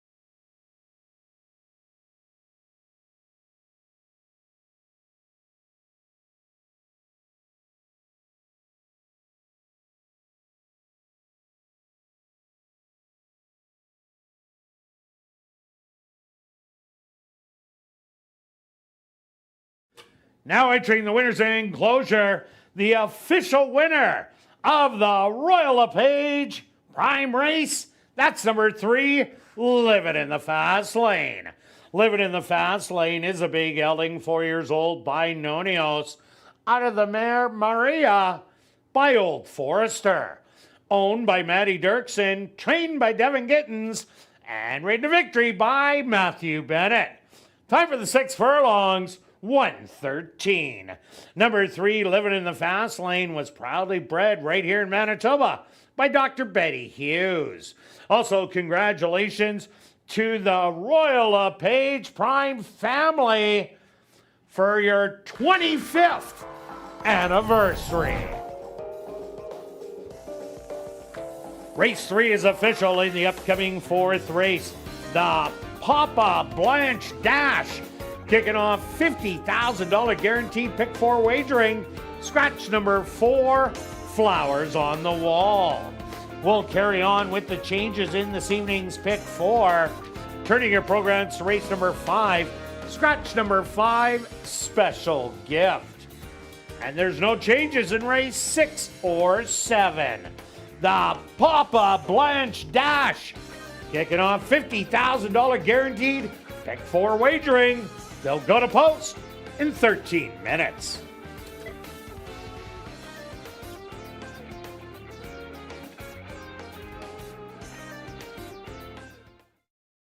And ladies and gentlemen, we've drawn our VIP Fan of the Night. Congratulations goes out to Hamali Pater. That's Hamali Pater. Congratulations, you're our VIP Fan of the Night. You have 10 minutes to report to guest services on the main floor, South End. And just a reminder to get your 50-50 tickets, the jackpot, $680 and growing. You can get your tickets at guest services, the VLT cashier, from the roaming sellers, or just go online at 5050.asdowns.com. The draw is at 10 p.m. tonight, and proceeds do support Final Furlong and the Winners Foundation. Take note that you do not need to be present to win. Check asdowns.com for the winning number.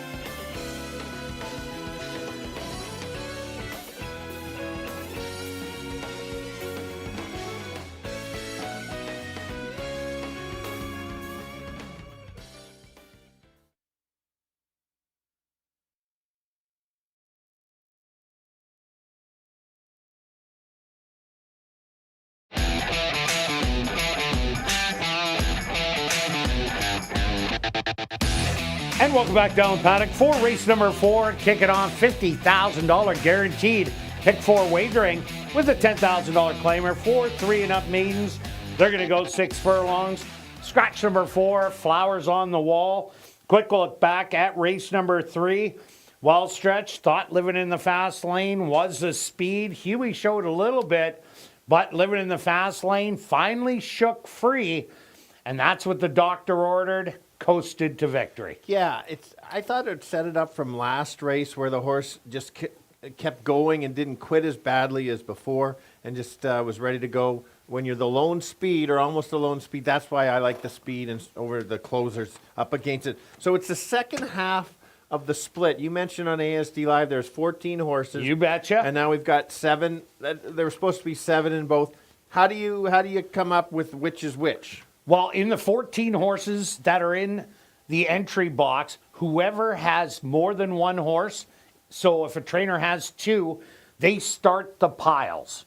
So you got 1 in one race, 1 in the other race, so race 3 and race 4. And then after that, it's just one after the other, blind. And that's how it fills it in. 2 piles of 7.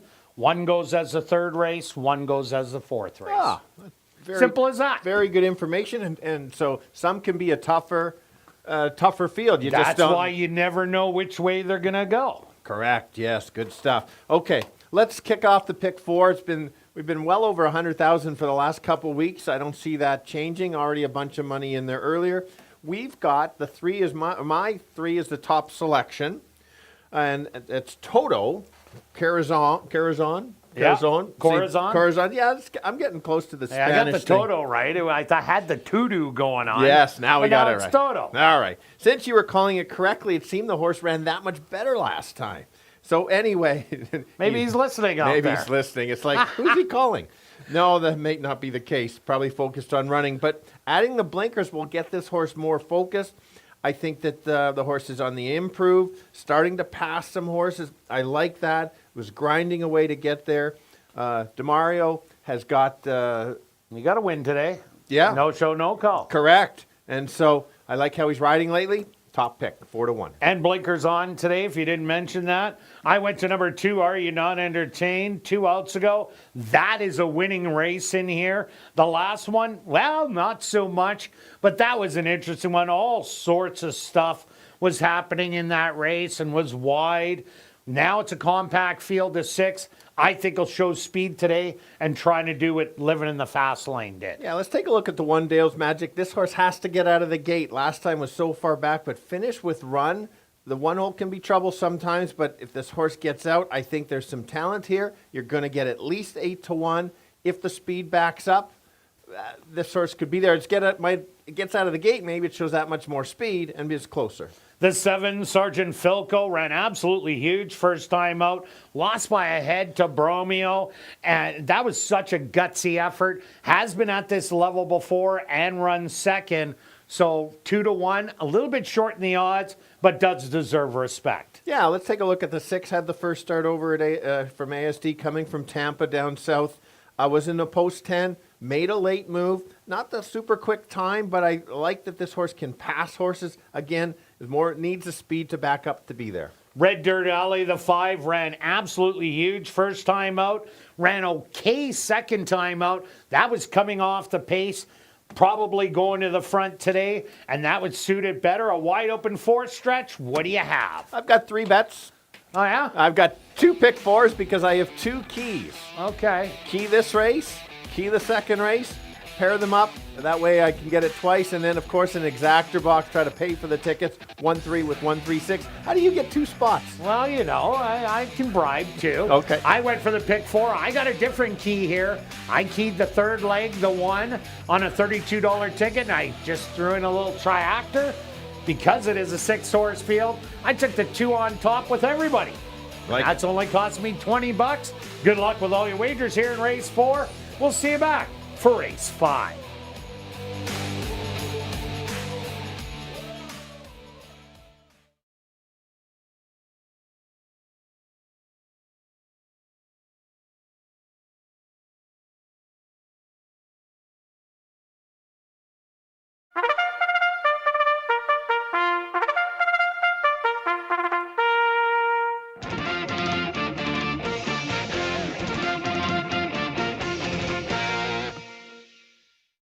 The horses are on the track for race number 4, the Papa Blanche Dash. They're going to go 6 furlongs for $15,000. Number 1 is Dale's Magic, owned by Pat Schaefer, trained by Wendy Anderson with Tyrone Nelson.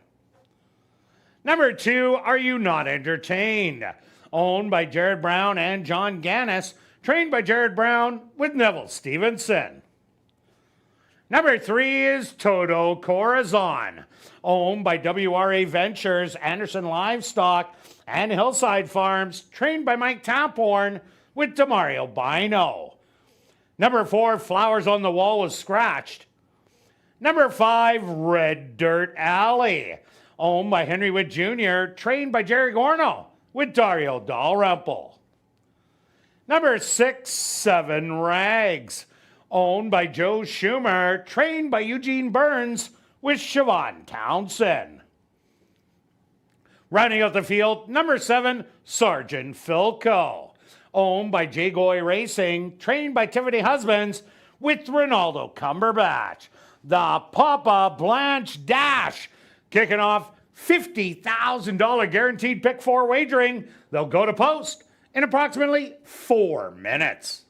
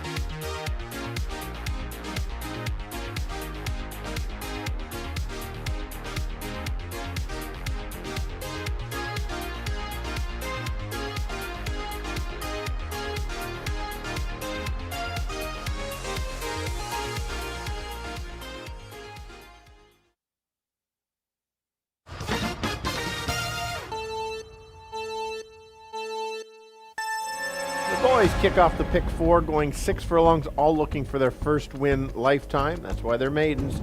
Let's start with the 3 horse currently at 4-1. A nice second place finish last time. Very good race. I thought it was his best race lifetime.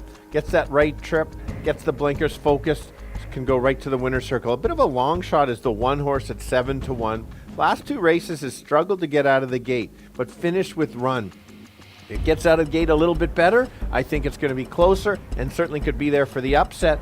And the 6 horse, coming from Tampa after a good first start, likes to pass horses. So if the speed backs up, can be there. 3, 1, and 6. Kirt. You Not Entertained? What a big race 2 outs ago.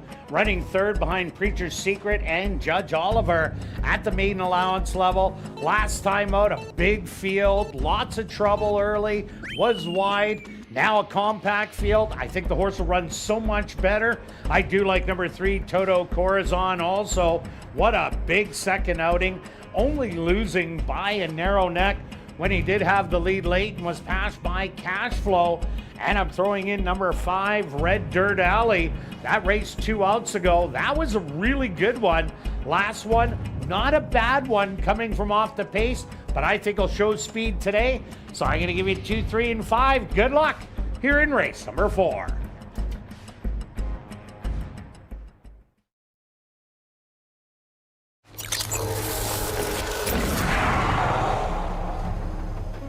It's now 2 minutes to post time at ASD.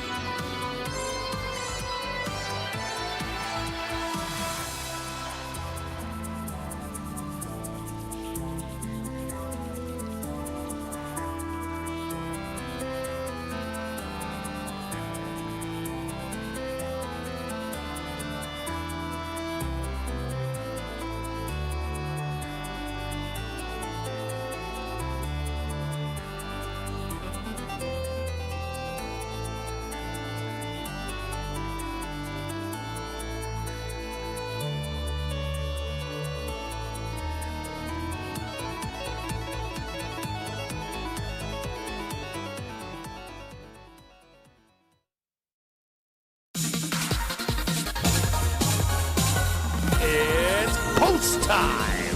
Huh.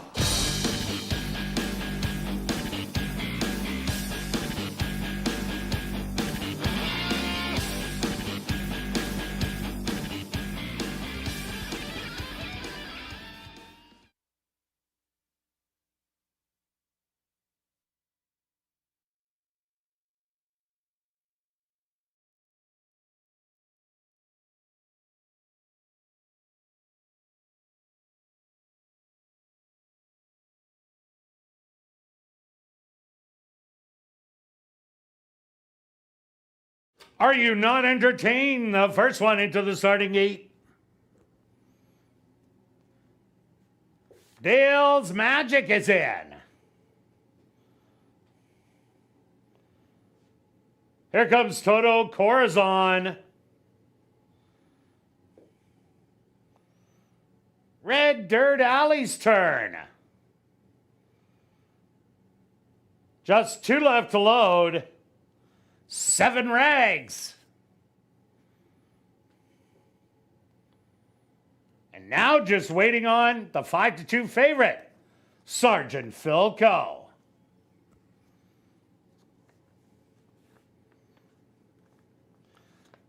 Seven rags, a little fractious. They're all set. They're at the post. And they're off. Breaking a little sluggish was Dale's Magic. From the middle of the track, Red Dirt Alley.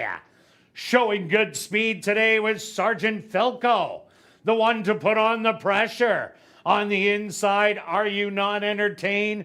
Secures the rail with Toto Corazon right to the outside. A gap of 4 lengths back. That's going to be 7 rags and Dale's Magic, the early trailer. 23-4 the opening quarter.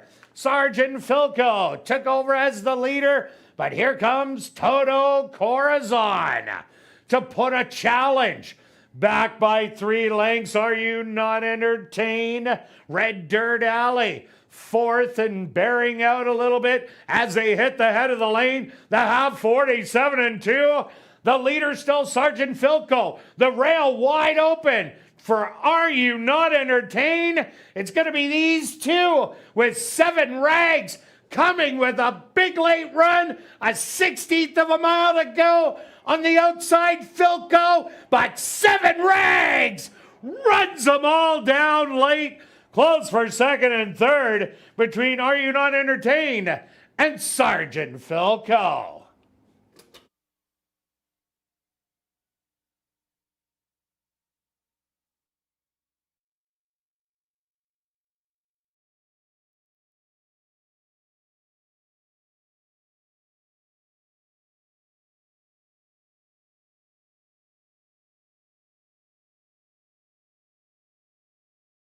The stewards have requested a photograph to determine the winning horse. They went the opening quarter 23-4, the half 47-2, 5 furlongs, 1 minute and 3/5. Time for the 6 furlongs, 1:14.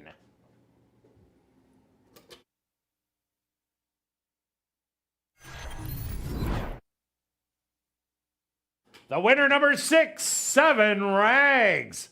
Second to number 2, Are You Not Entertained? Third to number 7, Sergeant Philco. And fourth to number 5, Red Dirt Alley.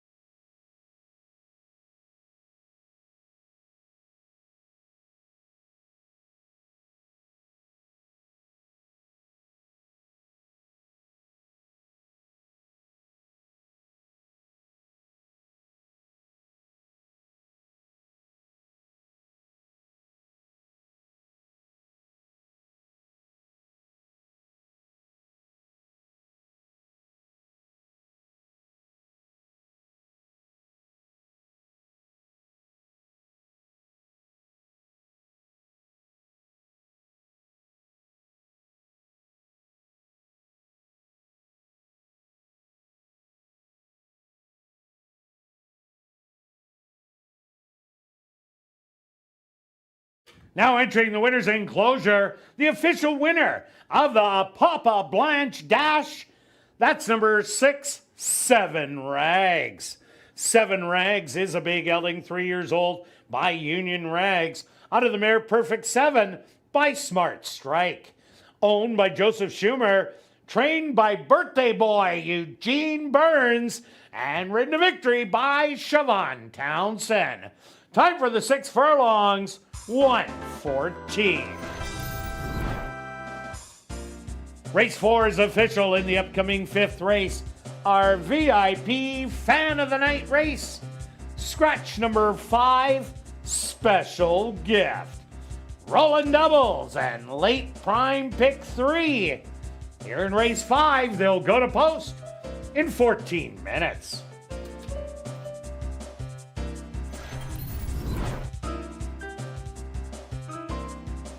Be sure to get your entry in for the $10,000 Lucky Long Shot. The draw will be made after race number 5.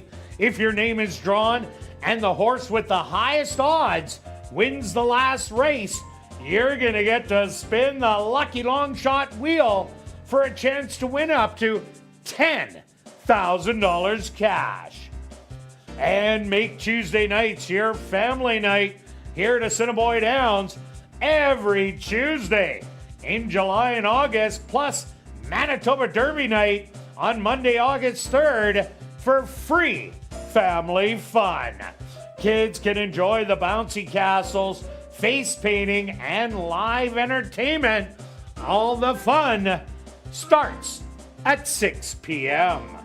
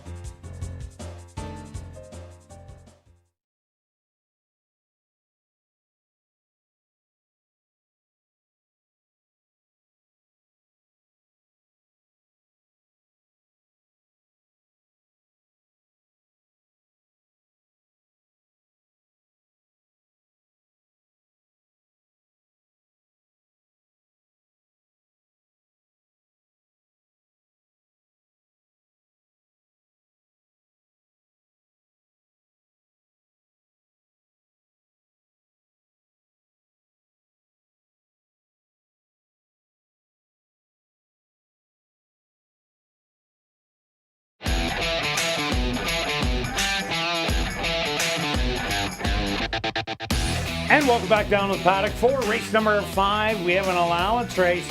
4 3-and-up maidens. They're going to go 6 furlongs.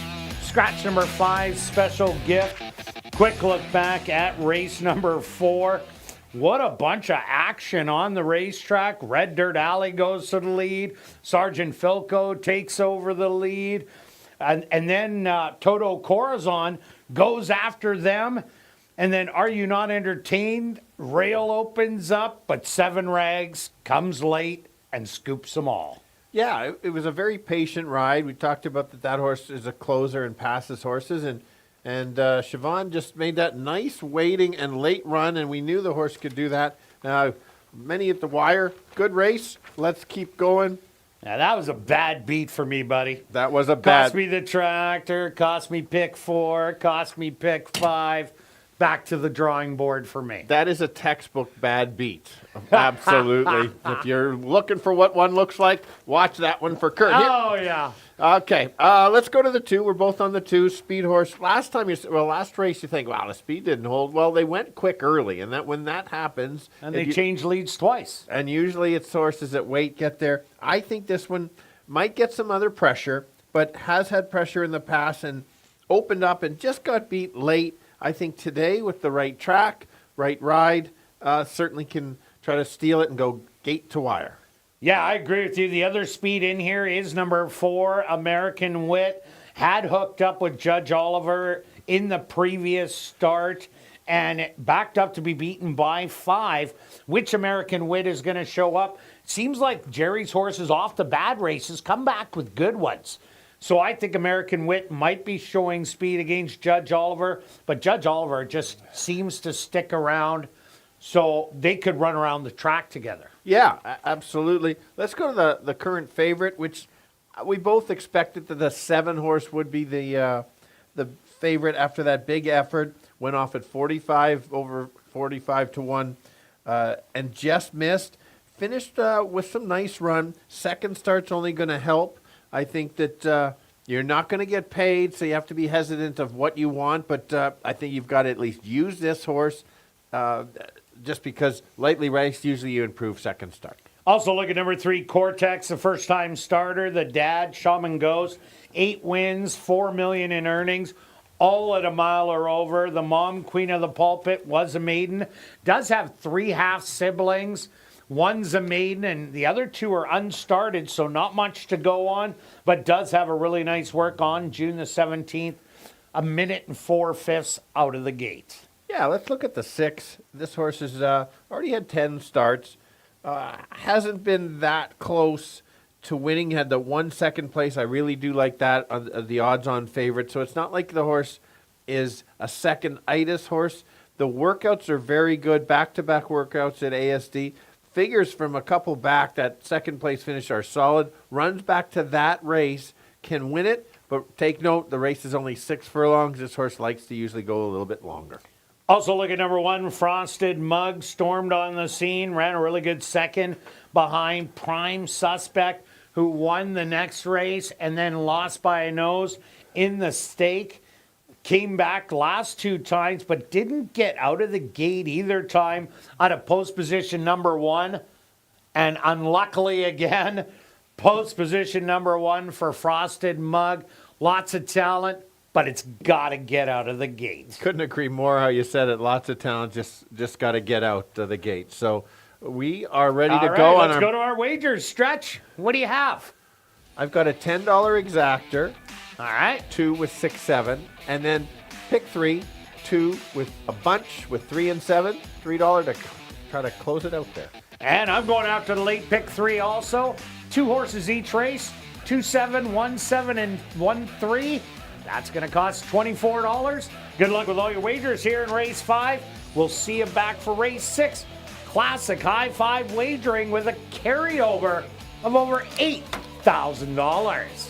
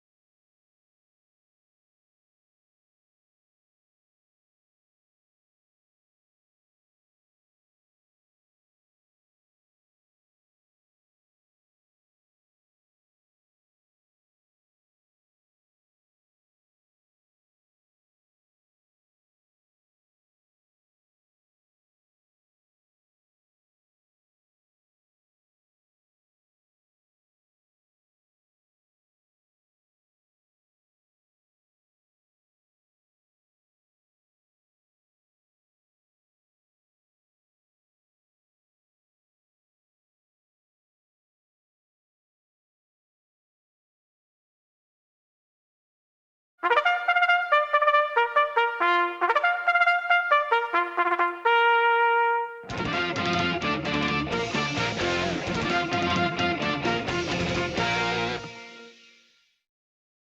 horses are on the track for race number 5, our VIP Fan of the Night race. They're going to go 6 furlongs for $21,500. Number 1 is Frosted Mug, owned by Jerry Lambert, trained by Jared Brown with Sven Bauer. Number 2, Judge Oliver, owned by Homer Thoroughbreds, trained by Jason Homer with Ronaldo Cumberbatch. Number 3 is Cortex, owned by Rivers North Racing, trained by Terry Newber with Neville Stevenson. Number 4, American Wit, owned by Henry Witt Jr., trained by Jerry Gorno with Antonia Whitehall. Number 5, Special Gift was scratched.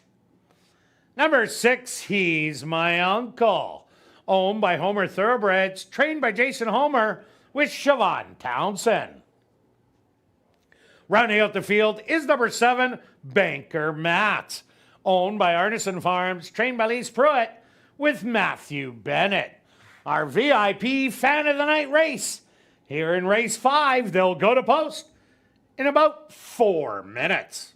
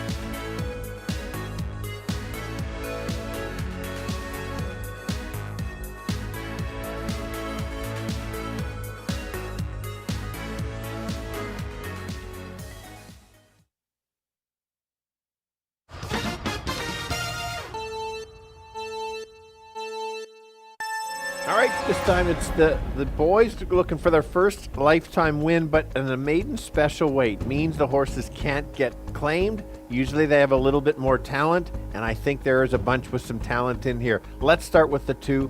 Has shown speed in the last 3 starts, has battled and just got tired at the end. Just how the track is playing, seems to get better each time. I think this horse can clear and try to put away the other speed and keep going. 5-2 is the lowest price I would take. I might look elsewhere to upset. The 7 horse, only 1 lifetime start, should be coming off the pace, and if there's a battle up front, backs up right there. Another one that'll be near the back and try to make a late close will be the 6 at 4-1. Not bad odds if the race sets up correctly. 2, 7, and 6. Kirt? Yeah, Stretch, I'm with you. Judge Oliver battling every time. I think this time just might be able to shake free if American Wit doesn't sacrifice on the front end. So 5-2, as Stretch said, great odds now at 2-1. The 7, Banker Matt, what a great debut, sitting back in the field and coming with a big late charge down the lane, galloped out past everybody rather easily. Will the race set up the same way is the question mark for him to get there. Now floating up in odds at 7-2. And number 6, He's My Uncle. I'm with Stretch. That race 3 outs ago where the horse only lost by a half a length and got claimed. That race definitely will win this one. So I'm going to give you 2, 7, and 6. Good luck here in race number 5.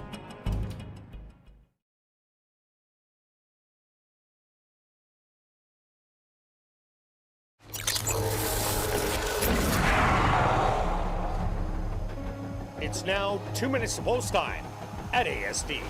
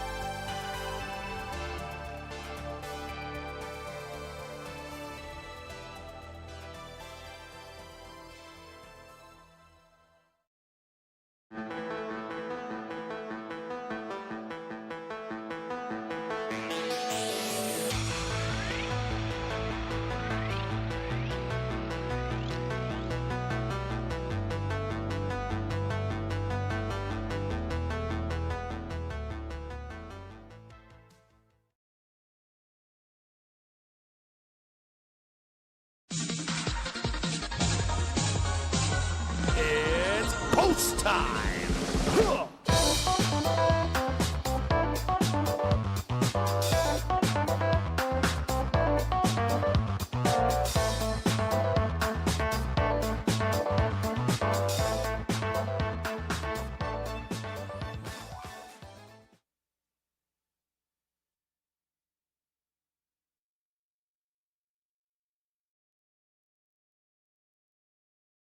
Frosted Mug, the first to step into the gate.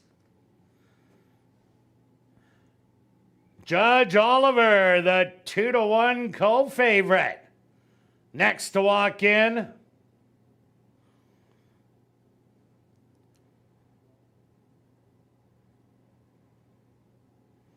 Here comes the first-time starter, Cortex.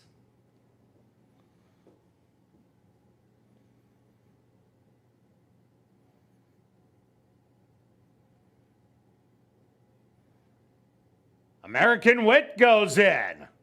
Just 2 left to load. He's my uncle. The other co-favorite at 2-1. And now just waiting on Banker Matt. They're all set. They're at the post. And they're off.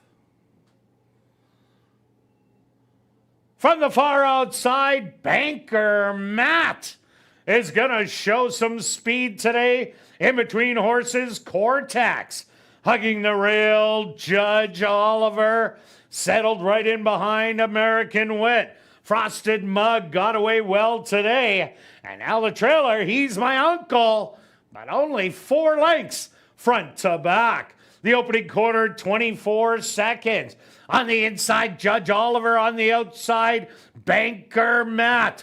Moving up 3 wide. Here comes American Wit. In between horses, He's My Uncle. Then it's Frosted Mug and Cortex. Now the trailer, Judge Oliver and Banker Matt hit the head of the lane. Nose and nose through a half in 47.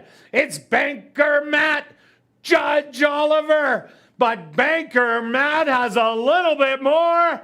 And at the 16th pole, this is going to be Banker Matt getting it done by a length. Rallying for second, He's My Uncle. Third to Judge Oliver, and fourth, American Wit.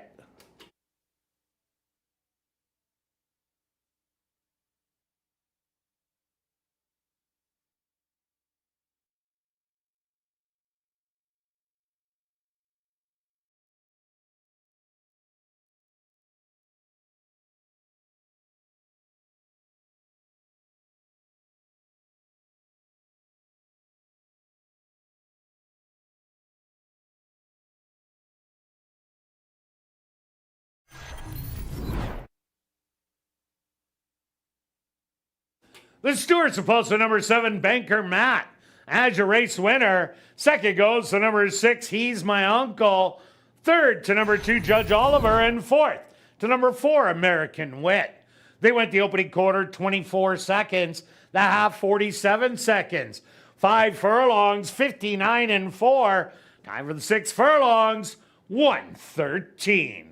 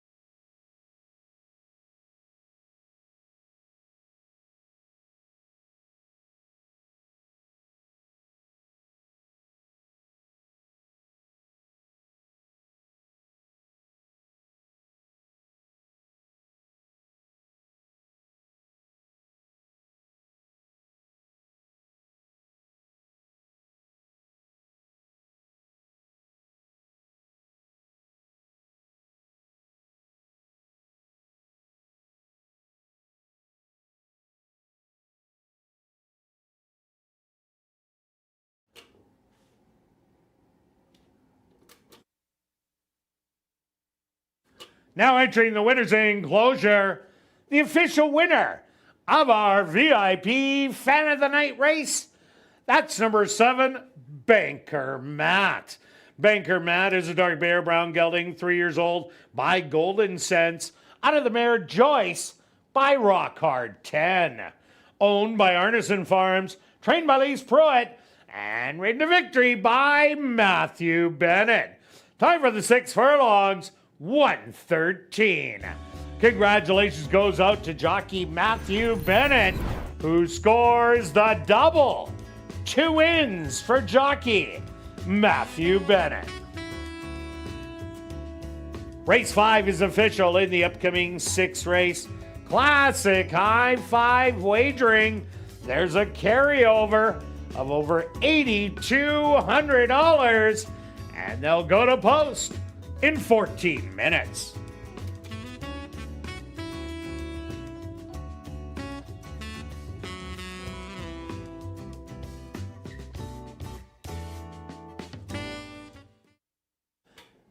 And we've drawn our lucky long shot winner.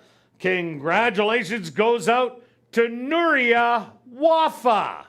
That's Nuria Wafa. Congratulations.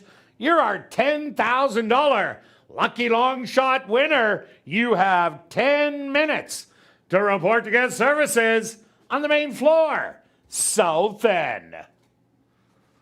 And time is running out to get your 50-50 tickets. The current jackpot, $880 and growing. Tickets are available at guest services, the VLT cashier's cage, from the roaming 50-50 ticket seller, or just go online at 5050.asdowns.com. Sales will close at 9:50 p.m. That's just a little over 25 minutes away. You don't want to miss out.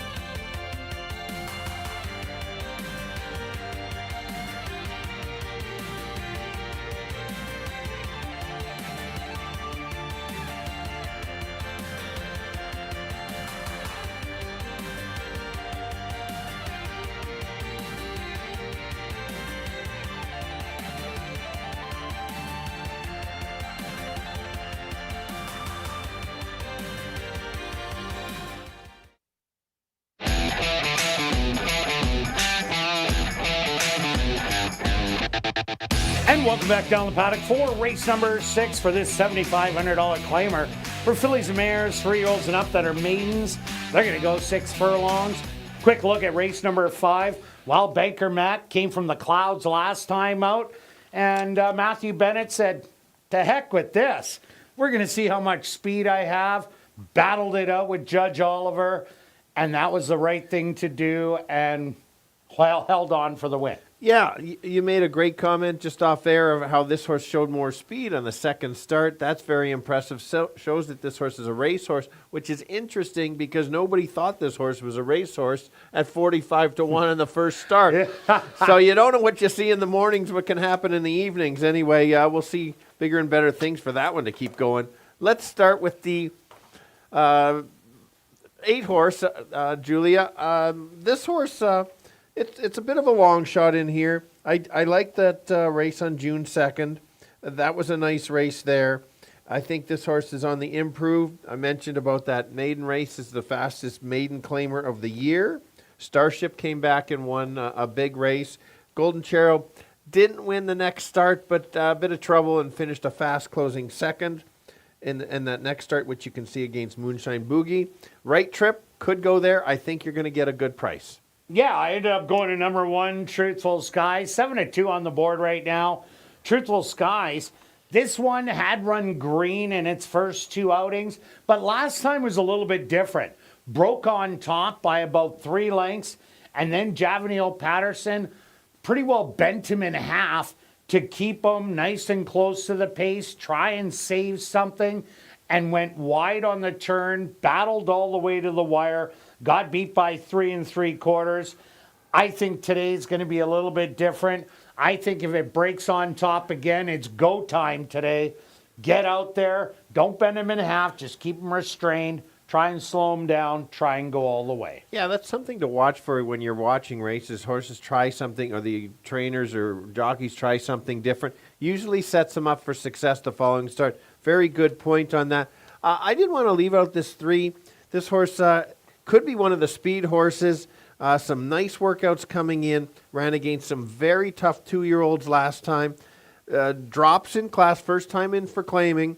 Runs back to a couple of those races against We Can Only Imagine. Yes, was beaten open lengths, but everybody would be beaten by open lengths against that one. Yeah, no doubt about it. Also look at number 7, Moonshine Boogie. First time out, ran 3rd, did beat Trish, came back, and Starship Paradise and Trish got the job done, but had some trouble early. Last time, made a really nice close and just pretty well ran out of ground on a sloppy racetrack where speed was doing really well. It's a really honest racetrack today. You can win from anywhere. So Moonshine Boogie, 5-1, not bad on the odds. Yeah, my long shot that I didn't include in the top 3, because I'm only allowed to give 3, is the 5-horse. This horse takes the blinkers off. Finished with run last time in that fast run race, was kind of shuffled a bit and then tried to come back on. Don't leave this horse out in your high 5 for sure. I think he could be 4th or 5th. And number 4, Little Tribune, also ran 2 back-to-back good races. 3rd beaten 3 to High Miler, Grenache, and then came back and it was My Little Tootsie. All that has to happen for Little Tribune is a speed to back up, because it hasn't in the last 2. Yeah, and looking at the 2s getting some action, morning line 30-1 down to 8-1. Antonio Whitehall picks up the mount. This is Kirt's angle. When the best 2 races of this horse's lifetime, I think, were with Antonio on it. He might just know how to figure this horse out. Can show speed with him or come just off the pace. Might get a good trip. And number 6, Glory All the Time, switches barns from the Jerry Gorno barn over to the Jennifer Jordan barn, was beaten double digits. Didn't take a lot of money. Maybe the barn switch will help. But let's go to our wagers here in race 6. Stretch, I know what you're doing. Classic high 5. I'm going all in here. Of course you all are. in, because at that carryover, you've got the dead money. Got to take a shot. You can see my numbers up there. It's kind of a triangle play. I need 3 or 8 to win it. And I'm going to go 1-7-1-7 with 2-3-4-8. That's $8. And then I'm doing the wedge 1-7-2-3-4-8 with 1-7, $16. Good luck with all your wagers here in race 6. We'll see you back for race 7.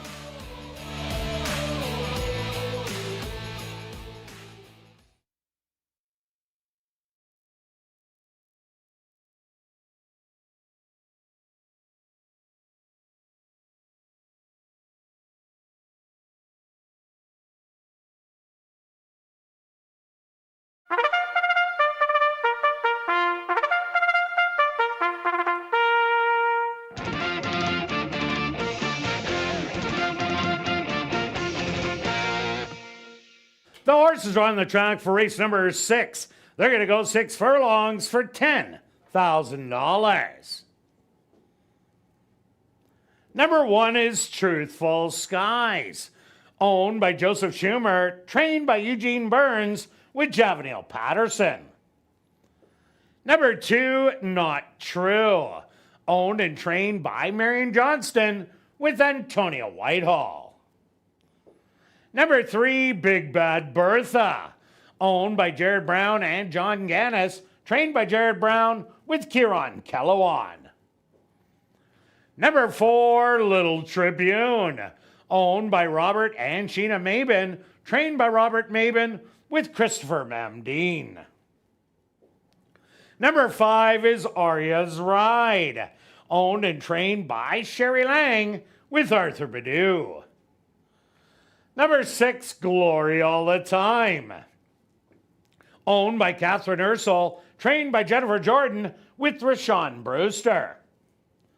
Number 7, Moonshine Boogie, owned by Arneson Farms, trained by Lise Pruitt with Sierra Pruitt. Rounding out the field is number 8, Trish, owned by Pan Am Racing, trained by Stephen Gaskin with Demario Bino. Classic high-five wagering. With that carryover, over $8,200, they'll go to post in approximately 4 minutes.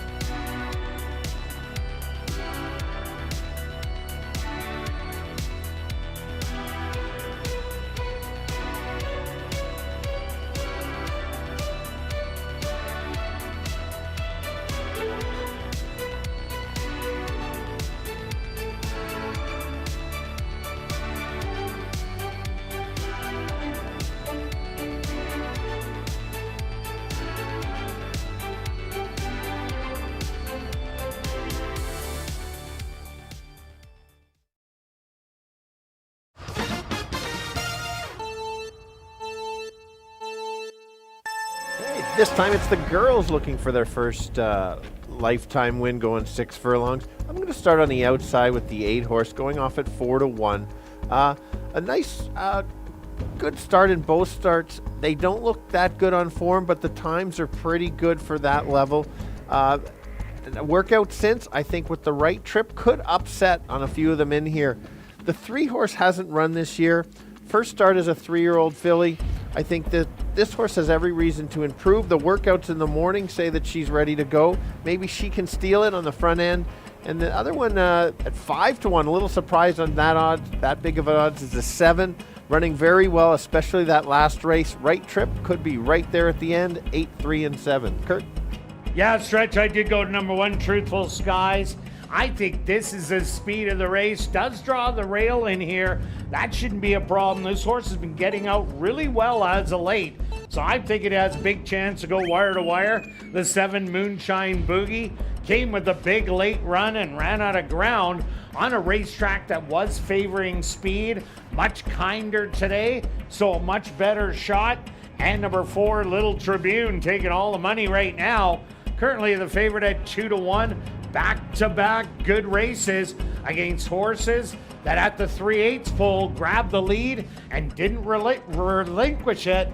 So I'm going to give you 1, 7, and 4. Good luck here in race number 6.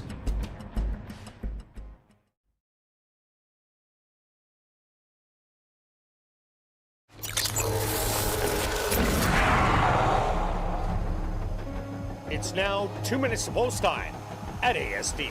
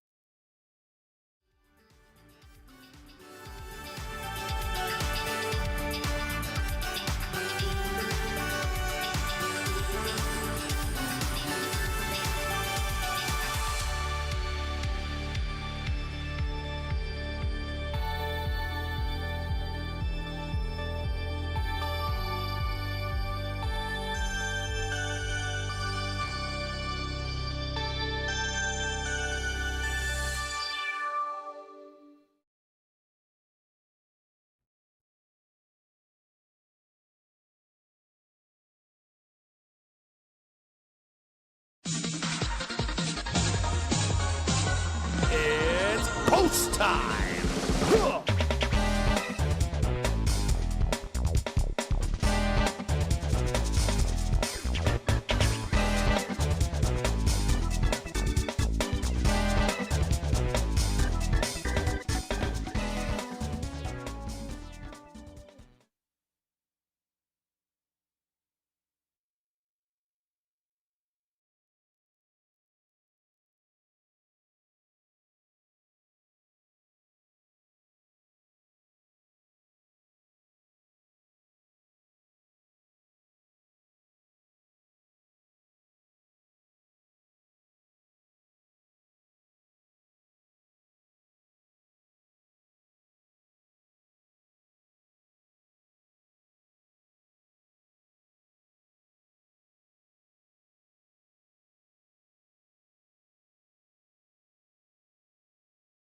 Truthful Skies, the first one into the starting gate. Not True also is in. Here comes Big Bad Bertha.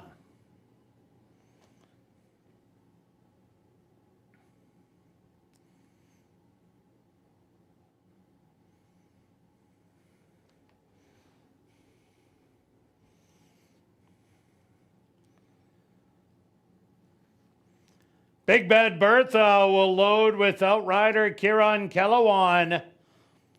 Truthful Skies fractious in the gate. Settled down.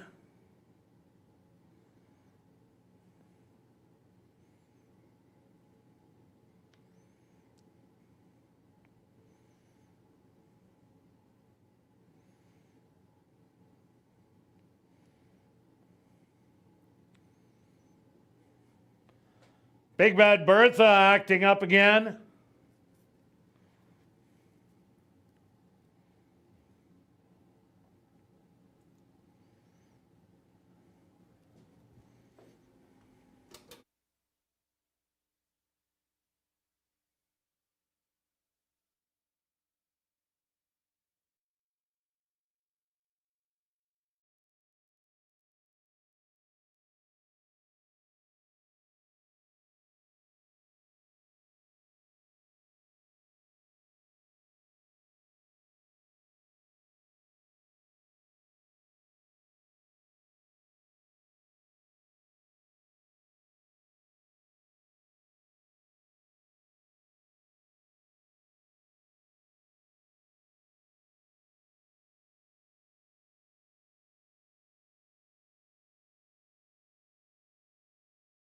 Great job by the gate crew. Big Bad Bertha is in.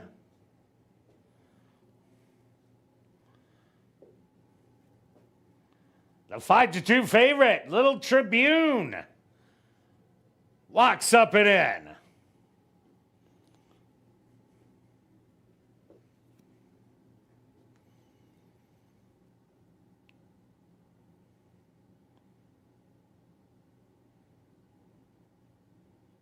Arya's Ride tucked away and in. Here comes Gloriola Time. Just 2 left to load.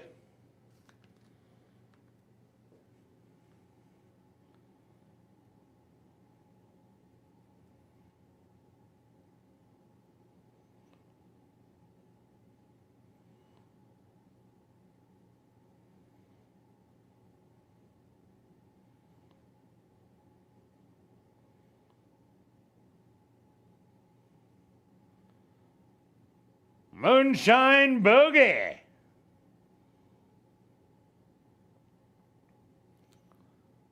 And now just waiting on Trish.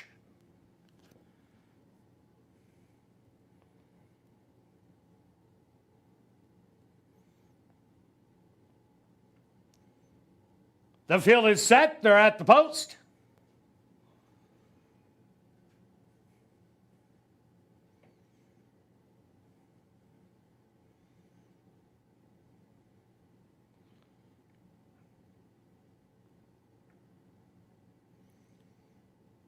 And they're off. From the middle of the track, that's Glory all the time. Flashing a little bit of early speed in between horses. Big Bad Bertha, Truthful Skies, hugs the rail and makes it a trio battle. Settled back 3 lengths, Moonshine Boogie. Not True coming up the rail. Then it's Little Tribune and Arya's Ride. And the trailer is going to be Trish. The opening quarter, 23-4. Truthful Sky, snugly restrained as it is getting out a bit. And now Not True goes right on through, grabs the lead. Truthful Skies in between horses. 3 wide, Big Bad Bertha. 4 wide, Moonshine Boogie. 48-1 the half mile, and Not True took advantage of the rail and opens up 2 lengths. In an all-out drive, Moonshine Boogie. And here comes Little Tribune. A 16th of a mile to go. Not True is going to blow up the tote board. $64. Moonshine Boogie in second. Third's going to go to Little Tribune. Fourth to Arya's Ride. They're going to round out the top 4.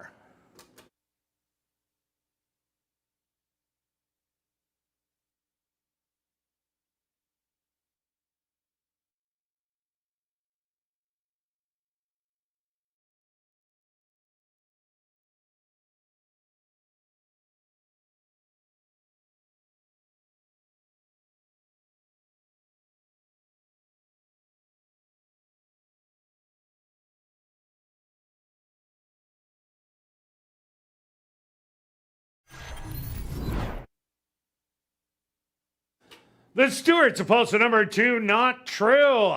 As a race winner. Second goes to number 7, Moonshine Boogie.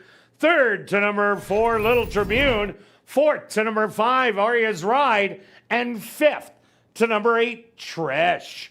They went the opening quarter 23-3. The half 48-1. 5 furlongs, 102. Time for the 6 furlongs, 1:15-2.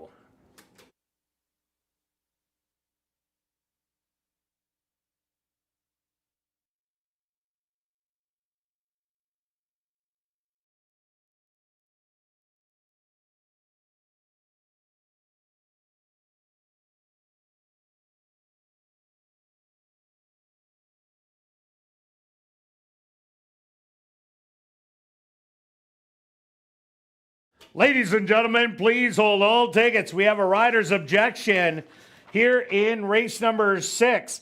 Kieran Kellawan, aboard number 3, Big Bad Bertha, has claimed interference against number 7, Moonshine Boogie, and jockey Sierra Pruitt.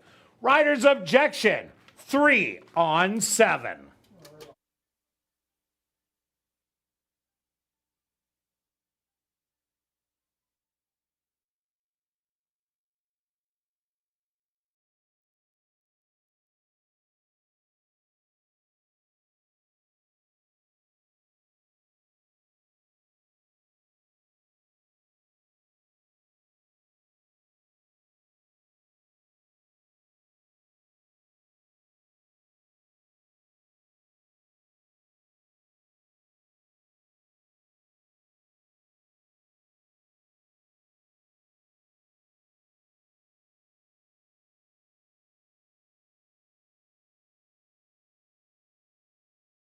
Now entering the winner's enclosure, the unofficial winner here in race 6.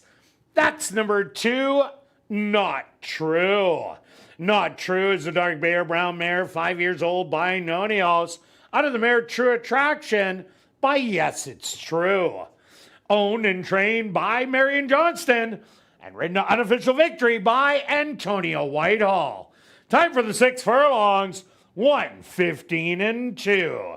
Number 2, Not True, was proudly bred right here in Manitoba by her owner, Marion Johnston. Once again, we have a rider's objection, 3 on 7.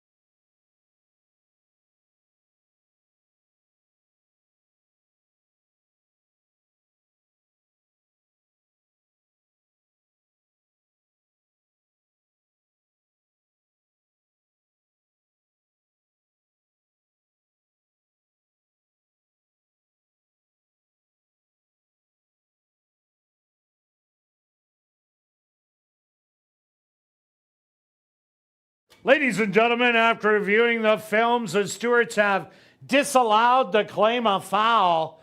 2, 7, 4, 5, and 8 will become official.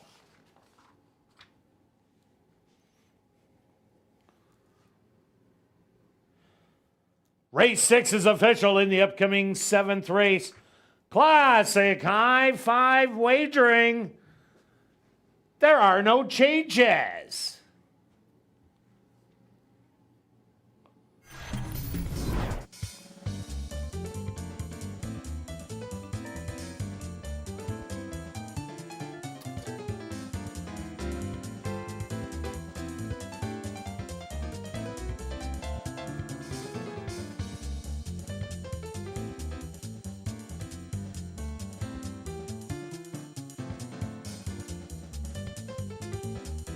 After the final race, be sure to head up to the clubhouse for Crazy Hour, beer, shots, and wine, $5.50 and 25% off all starters. And we have a $500 Crazy Hour cash draw that will take place at 11:30 p.m. in the VLT Lounge. And just a reminder that Girls Night Out returns tomorrow night here at Assiniboia Downs. Grab your friends, wear your favorite fancy hat, and join us for an evening of live racing, drink specials, line dancing, and cash draws just for the girls. Racing starts at 7:30. Admission and parking are free. We hope to see you tomorrow night at Girls Night Out.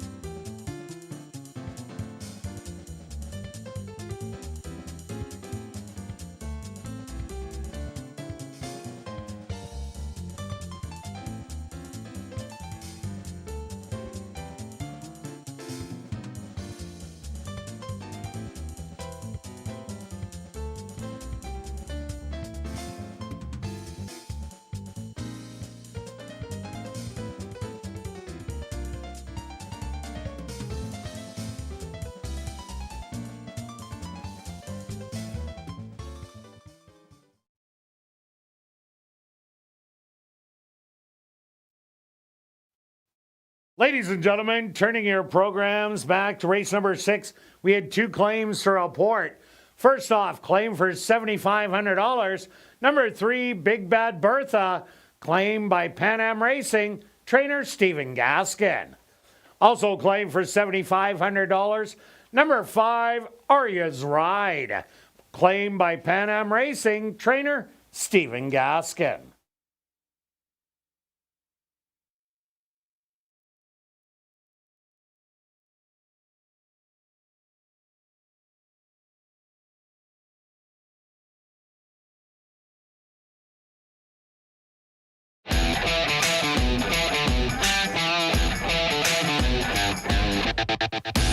And welcome back down paddock 4, race number 7.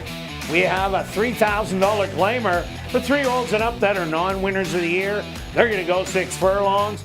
Quick look back at race number 6. Well, it's all about positioning in racing. And Antonio Whitehall sat on the rail.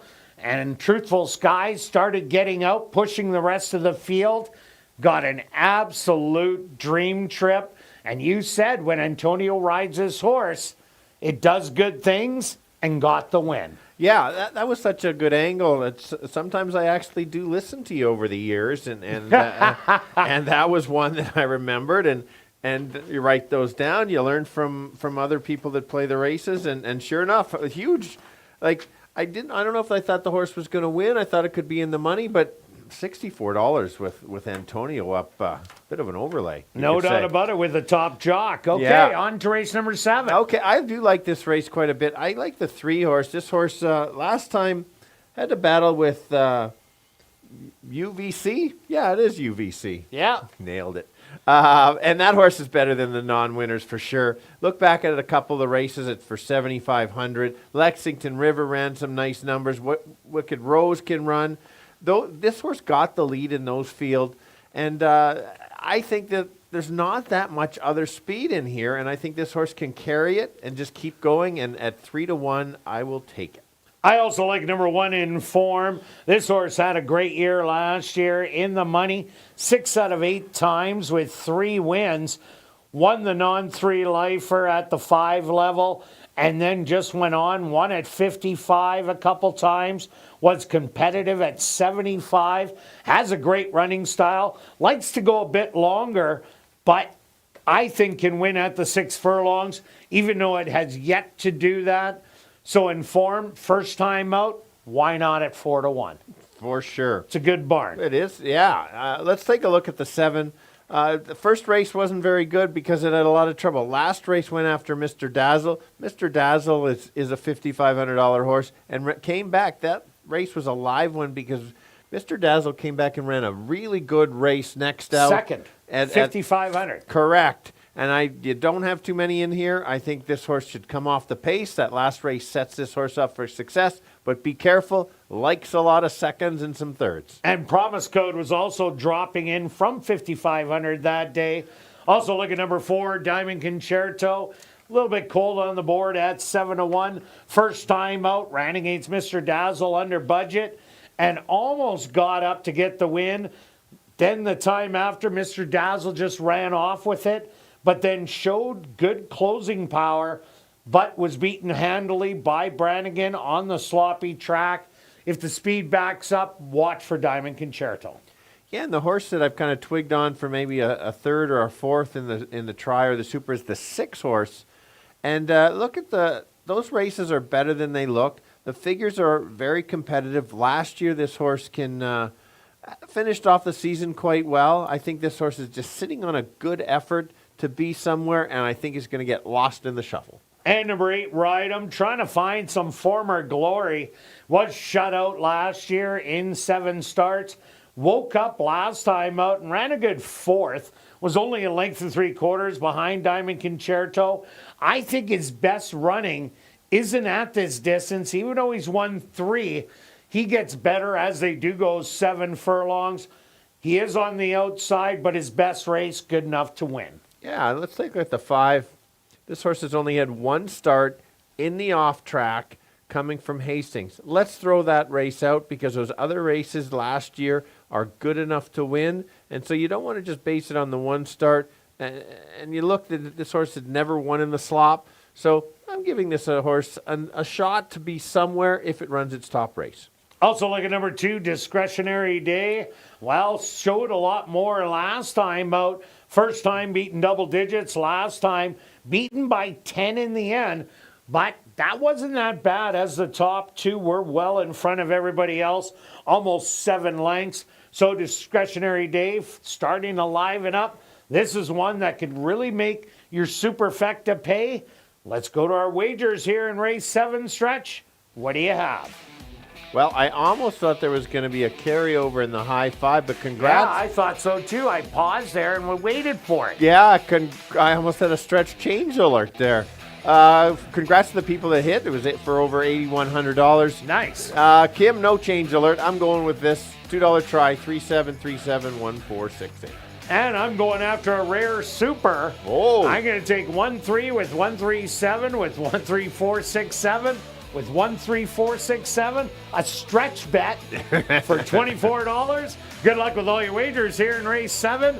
And we'll see you back tomorrow, 6:45 Central for ASD Live.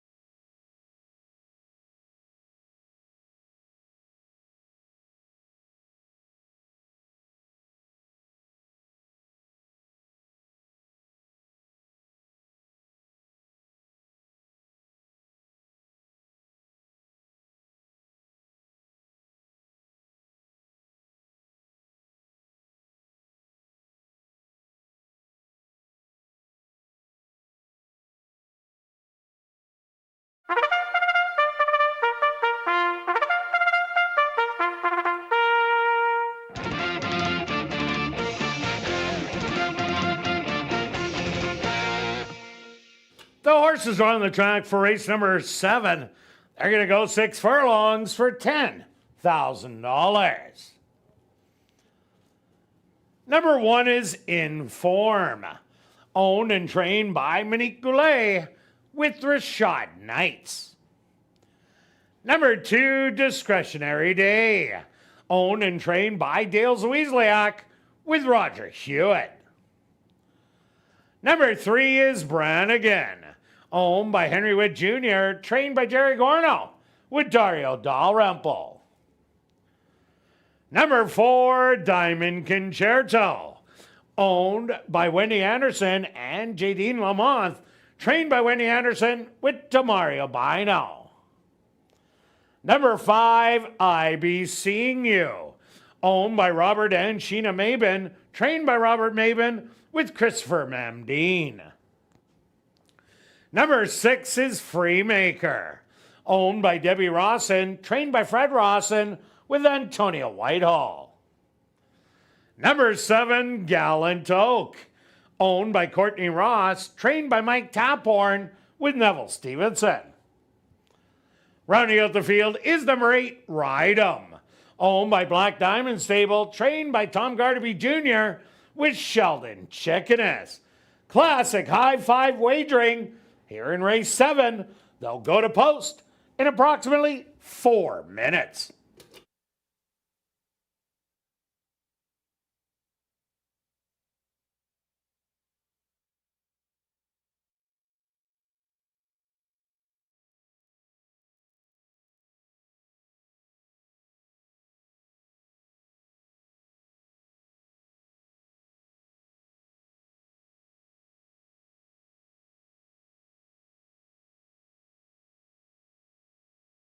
And ladies and gentlemen, we've drawn our winning ticket in tonight's 50-50 draw. The winning number, 453-05980. Once again, the winning ticket in tonight's 50-50 draw, 453-05980. Congratulations, you've won $600. If you are on hand, please report to guest services on the main floor south end to claim your prize.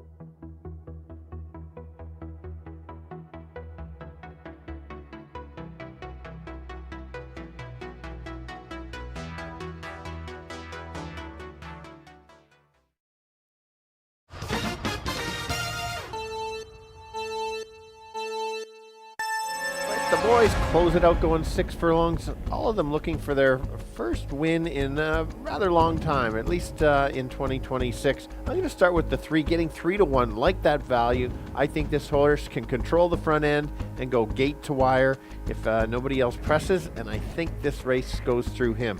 The other one to look at is the 7, is classier than this field. On his best day, certainly can win the race. Usually comes late, close late, likes to get that second, more of a second place type. And the long shot in there at 10-1. First start, very good effort. Flat 2 back. Last time a better effort. If the pace backs up, could be there. This horse does win big at a big price, and that's what you're getting. 374. Kirt. Yeah, Stretch, I went to number 1 Inform. Won the non-3 lifer last year and then won a couple in open company, the 55 level, and knocked on the door for 75. Starts out at the non-winners of the year, and the barn sent out a first-timer of the year just a week ago that ran absolutely huge and just lost at the wire. So the form is good on this one. Also look at number 3, Brannigan. This is a horse that is going to try and steal it on the front end. Jerry Gorno, Dario Dalrymple. They've been winning a lot of races this year. And I'm rounding it out with Diamond Concerto. Don't expect this horse to be anywhere near the front. Will start making its move at about the 3/8 pole. So I'm going to give you 1, 3, and 4. Good luck here in race number 7.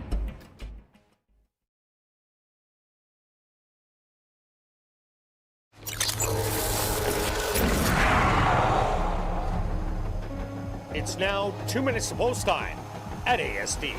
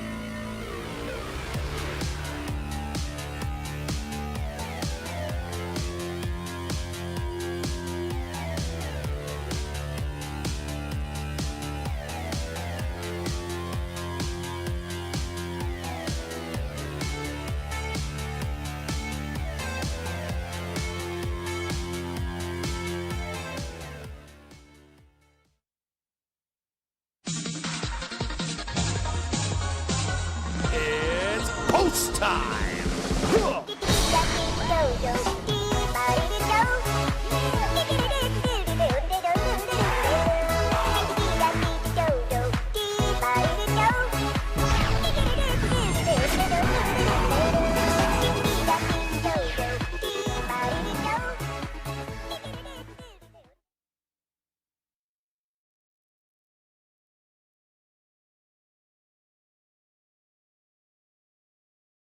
Inform will lead the field in for the nightcap.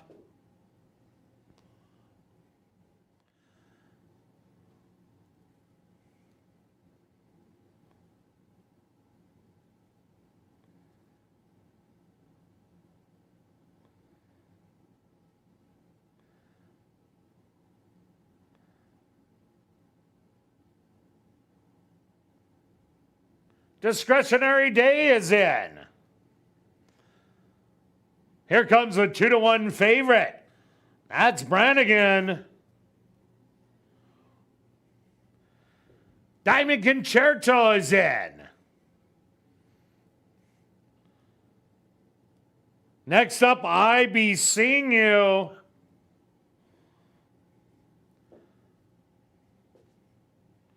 Here comes Freemaker. Just 2 left to load. Gallon Oak.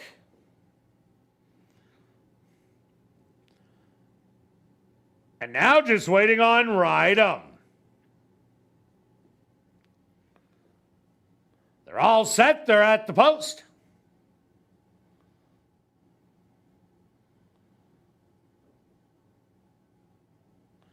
And they're off. From the inside, that's Brannigan trying to get a piece of the early lead. Discretionary Day in between horses. On the rail in form, up close early. 4 wide, that's going to be Freemaker. 5 wide, Gallant Oak. Then there's a gap of 3 lengths back to Ride 'em. Then I Be Seeing You and Diamond Concerto in a familiar spot at the back. 23 and 4 the opening quarter. And Brannigan now at the lead by 2 lengths.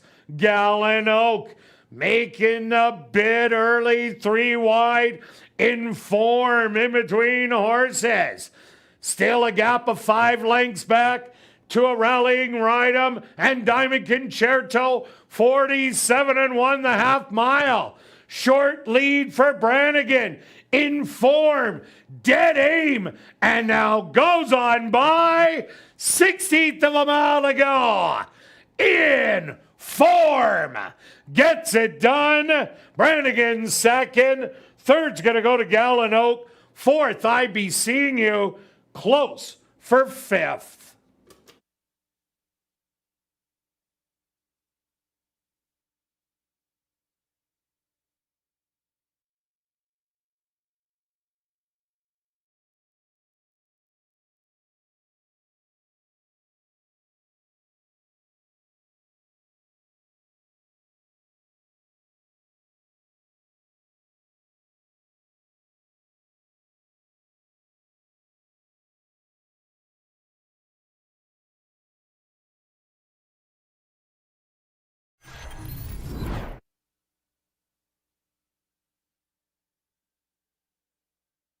The Stewarts are close to number 1 in form. As a race winner, second goes to number 3, Brannigan.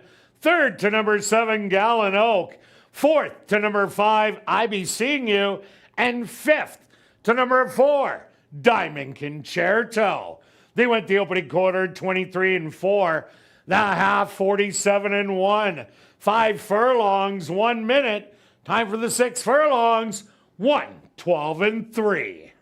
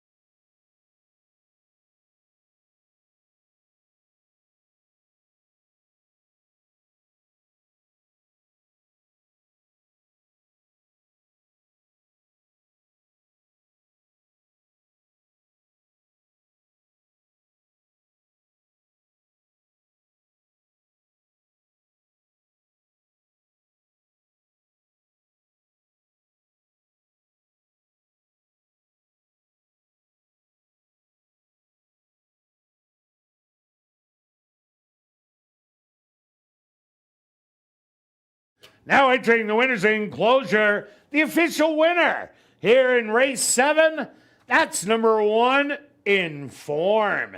Inform is a bay horse, 5 years old, by Candy Ride. Out of the mare Summer Solo by Arch. Owned and trained by Monique Goulet and ridden to victory by Rashad Knights. Time for the 6 furlongs, 1:12 and 3. Congratulations goes out to jockey Rashad Knights, who scores the bookends. 2 wins for jockey Rashad Knights. Well, now it's time to head to the clubhouse for Crazy Hour. Beer, shots, and wine, $5.50 and 25% off all starters. Plus a $500 cash draw will take place at 11:30 p.m. in the VLT Lounge. And don't forget, live racing resumes tomorrow at 7:30. We'll see you then.